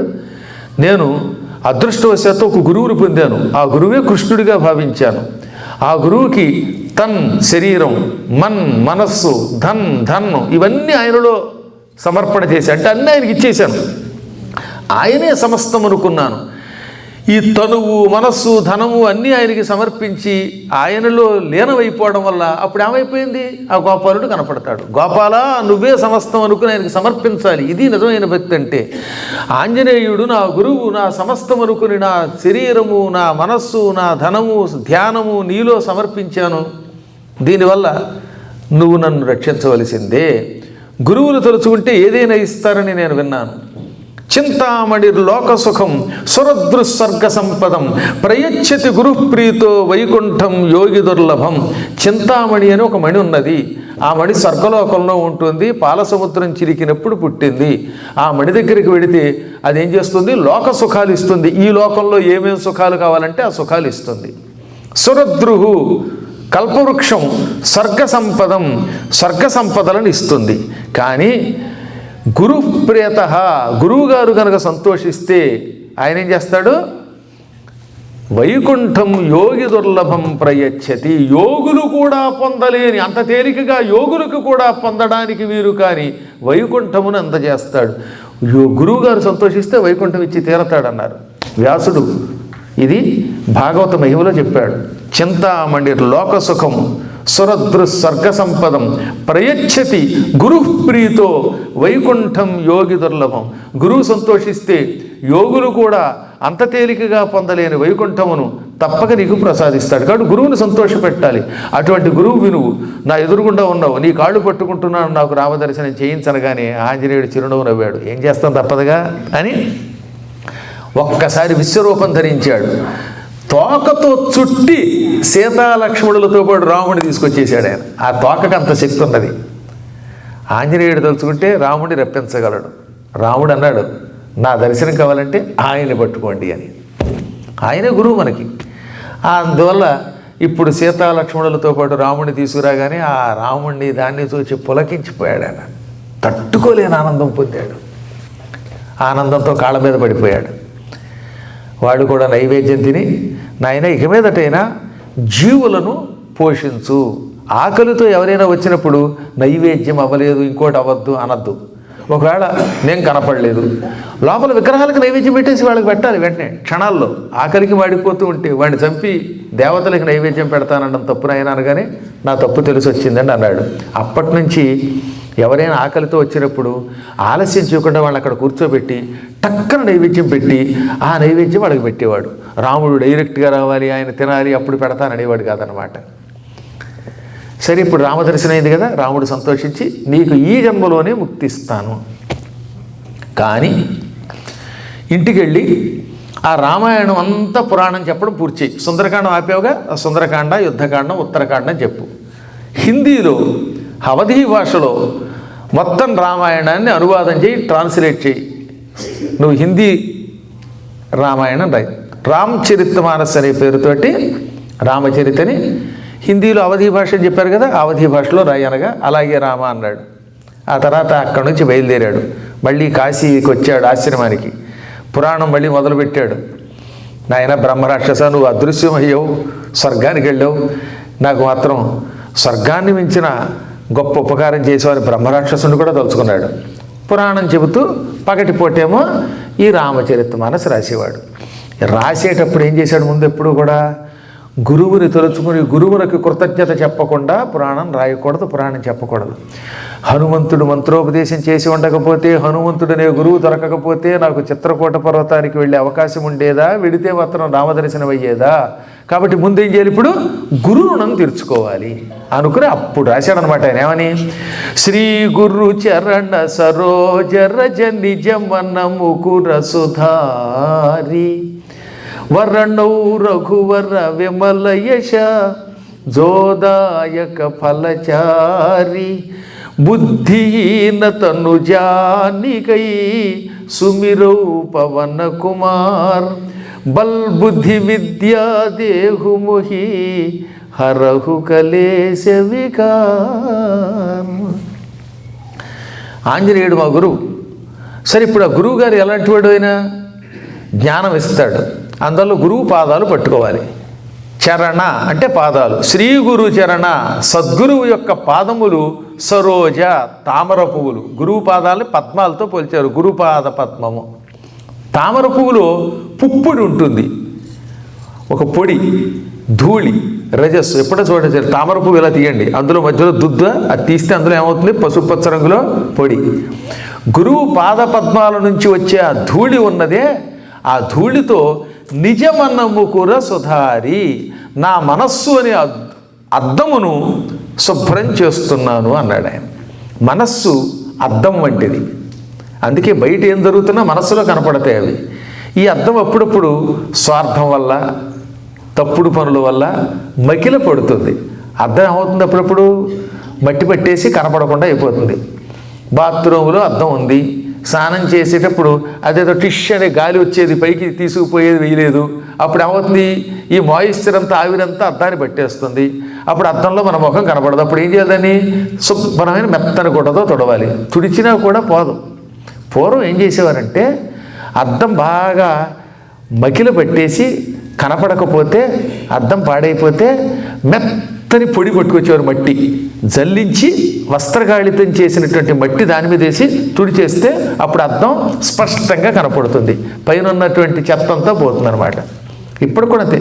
ఇప్పుడు ఏదో రకరకాల విమ్ పౌడరు, ఆ పౌడరు, వీటితో అద్దాలు తుడుస్తున్నారు. పూర్వం మెత్తని మట్టితో తుడిచేవారు. గురువు పాదధూళితో నా మనస్సుని అద్దాన్ని, అజ్ఞానం వల్ల మకిల పెట్టినటువంటి అద్దాన్ని తుడిచి శుభ్రం చేసుకుని తద్వారా నేను సాధకుండా అవుతాను అన్నాడు ఆయన. ఎంత మంచి మాట! ఆ గురువుగారిని పట్టుకుంటే లాభం ఏంటంటమాట? బలం ఇస్తాడు, బుద్ధి ఇస్తాడు. బల్ బుద్ధి, విద్య. మోహి అంటే నా కొరకు, ముజే అన్నమాట. దేహి ఇమ్ము. ఇంకా ఏం చేస్తాడు ఆంజనేయుడు? హరహు కలేశ వికార్. కలేశం అంటే క్లేశం. సంస్కృత క్లేశమే హిందీలో కలేశైంది. క్లేశములు, కష్టములు, మానసిక వికారాలు, ఇంద్రియ వికారాలు, ఏదో పిచ్చి పిచ్చి కోరికలు వస్తుంటాయి, ఇవన్నీ వికారాలు అన్నమాట. ఇవన్నీ కూడా తొలగిస్తాడు. ఆంజనేయుడు గట్టిగా పట్టుకుంటే గురువుగారిని ఈ కష్టాలు, ఈ వికారాలు, ఈ వాంఛలు, చెత్త చెదారం తుడిచి మనల్ని కాపాడతాడు అని గురువుగారి మీద భక్తితో తలుచుకొని అప్పుడు ఈ హనుమాన్ చాలీసా రాసి ఆ తర్వాత రామచరిత్ర మానస రాశాడు. అందుకే హనుమాన్ చాలీసా అంత గొప్పది, 40 దోహాలతో కూడినదనమాట. మొత్తం రామచరిత్ర మానస రామాయణంలాగా అద్భుతంగా ప్రచారంలోకి రావడానికి గల కారణం రామానుగ్రహం ఉండడం వల్ల. ఓసారి తమాషా జరిగిందండో. తాను రామాయణం రాస్తూ ఓ పక్కన సుందరకాండ చెబుతున్నాడు కదా. ఓ రోజున ఆంజనేయుడు కనబడ్డాడు. మళ్ళీ అందరూ వెళ్ళిపోయాక రాత్రికి వచ్చాడండి కొంచెం లేటుగా. ఏం తులసి, నీకేమైనా అహంకారం పెరిగిందా అంటే, రామరామ నాకెక్కడ అహంకారం వచ్చిందంటే, ఎప్పుడూ గురువుగారిని గట్టిగా పట్టుకుంటానండి. గురువుగారు ఎంత దగ్గరగా వస్తే ఇంకా అంత భక్తితో ఉంటాను తప్ప నేను అహంకారం తెచ్చుకొని పొరపాటు కూడా గురువుగారికి నేనేదో చేస్తున్నాను అని గురువు మీద కోపగించడం, అహంకారం తెచ్చుకోవడం చెయ్యను బాబోయ్ అన్నాడు. అహంకారం కాకపోతే ఏమిటి అని మళ్ళీ ఆంజనేయుడు కోపంగా కళ్ళెర్ర చేసి ప్రశ్నించాడు. ఏం చేశానో చెప్పబోయా గురువు అన్నాడు ఈయన. ఇవాళ ఉపన్యాసంలో ఏం చెప్పావు అనగానే, ఇవాళ ఉపన్యాసంలో ఏం చెప్పాను? ఆంజనేయుడు సుందరకాండములో లంకకు వెళ్ళాను. ఆ లంకలో సీత కోసం వెతుకుతుంటే మంచి మంచి సరస్సులు కనబడ్డాయి. ఆ సరస్సుల్లో తెల్ల తామర పువ్వులు, తెల్ల కలువ పువ్వులు కనబడ్డాయి అని వర్ణించాను. అసలు అక్కడ తెల్ల తామర పువ్వులు లేవు, అన్నీ ఎర్ర తామర పువ్వులే అన్నాడు ఆయన. ఎర్ర తామర, నీలం తామర, తెల్ల తామర అన్నీ ఉన్నాయి కదండి అంటే, లేదు, లంకానగరంలో సీతాన్వేషణకు వెళ్ళినప్పుడు కొలనుల్లో అన్నీ ఎర్ర తామర పువ్వులే, ఎర్ర కలువ పువ్వులే, మార్చు అన్నాడు ఈయన. ఈయన ఏమనుకున్నాడు, ఇది ఎక్కడ గొడవరా బాబు, రాముడు నా చేత రాయిస్తున్నాడు, రాముడే చెప్పాడుగా నీ మనసులో ఉండి రాయిస్తున్నానని, కాబట్టి రాయించేది రాముడు. ముందు తెల్ల కలువలు, తెల్ల తామరలు కనపడ్డాయి, తర్వాత నీలం, ఆ తర్వాత ఎర్రవి కనపడ్డాయి నేను రాస్తే అన్నీ ఎరుపు అంటాడు. చూసొచ్చినవాడు ఆంజనేయుడు. కానీ ఎలా మార్చాలి, రాముడు రాయిస్తున్నాడు అనుకుని, ఏమండి నా చేత రాముడే రాయిస్తున్నాడని మీకు తెలుసు కదా అనగానే, రాముడు రాయిస్తున్నాడని పైగా డబాయిస్తున్నావా, చూసింది నేను, నా కళ్ళతో చూసి ఎర్ర తామర పువ్వులు ఉన్నాయంటే నువ్వు ఎర్ర తామర పువ్వులు బదులుగా తెల్ల తామర అంటావా? పద్మము అంటే ఎర్ర తామర, పుండరీకం అంటే తెల్ల తామర, ఆ పుండరీకం తీసేయి అన్నాడు ఆయన. సరే, గురువుగారి మాట కాదనకూడదు, కానీ రాముడు రాయిస్తున్నాడు, ఆ రాముడిని సాక్ష్యంగా పిలుద్దామండి అన్నాడు. అబ్బా, అంతవరకు వచ్చిందనమాట, పిలు రాముడు అన్నాడు ఈయన. టక్కన రాముడు ప్రత్యక్షం అయ్యాడు. రాముడి కాళ్ళ మీద పడి, రామచంద్ర నువ్వేమన్నావు, నా బుర్రలో ఉండి రామచరితమానసు నువ్వే రాయిస్తానన్నావు. మా గురువుగారేమో తెల్ల తామర పువ్వులు లేవు, తెల్ల కలువలు లేవు, ఎర్ర అంటున్నాడు. ఇంతకీ నా బుర్ర పనిచేయట్లేదు, నువ్వే సాక్ష్యం చెప్పు అనగా, ఆంజనేయుడు చెప్పింది నిజమే, నువ్వు చెప్పింది నిజమే అన్నాడు. గొప్ప సాక్ష్యం చెప్పావు రామా, అలాంటి అలాగా అన్నాడు. మళ్ళీ ఈయన అసలు విషయం చెబుతున్నాను విను. నిజానికి లంకానగరంలో హనుమంతుడు ముందు చూసినవి తెల్ల తామరలు, తెల్ల కలువలే. కాబట్టి నువ్వు రాసింది నిజం, కానీ ఆయన చూసింది నిజం అని ఎందుకంటున్నానంటే, ఆంజనేయుడికి సీతాదేవి లంకానగరంలో నానా కష్టాలు పడుతోంది, సీతకు అన్యాయం చేశాడు రావణుడు అనే కోపం ఎక్కువైపోయింది. ఆ కోపం వల్ల ఆయన కళ్ళు ఏమయ్యాయి, ఎర్రబడిపోయాయి. ఎరుపెక్కిన హనుమంతుని కళ్ళకి తెల్ల తామరలు, తెల్ల కలువలు ఎర్రగా కనబడ్డాయి. కాబట్టి నువ్వు రాసింది నిజం, ఆయన చూసింది నిజం అన్నాడు ఆయన. కాబట్టి నువ్వేం మార్చక్కర్లేదనగానే ఆంజనేయుడు చిరునవ్వు నవ్వి, ఇప్పుడు అర్థమైందా తులసి, ఇది నేను రాముడు ఆడిన నాటకం నీ కోసం, నీవు రామానుగ్రహంతో రాస్తున్నావని ఈ విషయం ప్రజలకి తెలియజేయడానికి నేను నిన్ను భయపెట్టినట్టు నటించాను.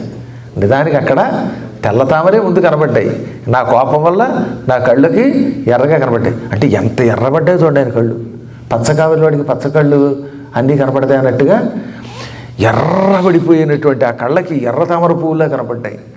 అందుకే నువ్వు రాసేటప్పుడు ముందు తెలుపునే రాసావు, ఆ తర్వాత ఎరుపని రాసావు. రెండూ నిజమే, నేను చూసింది నువ్వు రాసింది నిజం, నీకు సంపూర్ణంగా గురుకటాక్షం రామకటాక్షం ఉన్నాయి అన్నాడు. అంతటి మహాత్ముడండి తులసి. అటువంటి వాళ్ళ చరిత్ర మీరు విన్నారు. అదృష్టవంతులు. 3 రోజుల పాటు అత్యంత భక్తి శ్రద్ధలతో గురువుగారిని ఇక్కడ కూర్చోబెట్టి విన్నారు. ఎంత వినయం, ఎంత శ్రద్ధ, నాకు చాలా ఆశ్చర్యం కలుగుతుంది. మీరు అంత నిజంగా పండితులు, బాగా చదువుకున్న వాళ్ళు, మంచి ఉద్యోగంలో ఉన్నవారు, బాగా సంపాదన ఉన్నవారు అయినప్పటికీ కూడా నా అలాంటి ఒక బక్క చిక్కిన వాడిని ఇక్కడ కూర్చోబెట్టి 25 ఏళ్ల కుర్రాడిని, మీలాంటి 70-80 ఏళ్ళ వయస్సు ఉన్నటువంటి వాళ్ళు విన్నారంటే అది మీ గొప్పతనం, మీ వినయం అన్నమాట. మీకు ఎల్లవేళలా రామానుగ్రహం లభించగాక, ఆంజనేయుడు అనుగ్రహం లభించగాక, అనేక విధములుగా మీకు మంగళాశాసనములు. నిన్ననే పార్థసారథి గారును ఈ ఈశ్వరు వీళ్ళు చెప్తున్నారు, ఇది ఒకళ్ళు చేసింది కాదండి, మేమందరం స్వచ్ఛందంగా సేవకులమై చేసాం భగవత్ కార్యక్రమం అని. చాలామంది ఇందులో పాల్గొన్నారు. వీళ్ళని స్వచ్ఛంద సేవకులు అని సంస్కృతంలో అంటాం, ఇంగ్లీష్లో వాలంటీర్స్ అంటారు. మీరంతా వాలంటీర్స్. అందుకే నాకు డియర్స్, మీ అందరికీ భగవంతుడి యొక్క అనుగ్రహం ఎప్పుడూ ఉంటుంది. ఒక వ్యక్తి మెచ్చుకున్నా మెచ్చుకోకపోయినా ఈ పవిత్ర కార్యక్రమాలు ఎప్పుడూ కూడా గురువులకి, దేవతలకి, అందరికీ ఆనందం కలిగిస్తాయి. అవి మిమ్మల్ని, మీ వంశాన్ని ఎప్పుడూ రక్షిస్తాయి. భగవద్ అనుగ్రహ ప్రాప్తిరస్తు. హరి ఓం తత్సత్.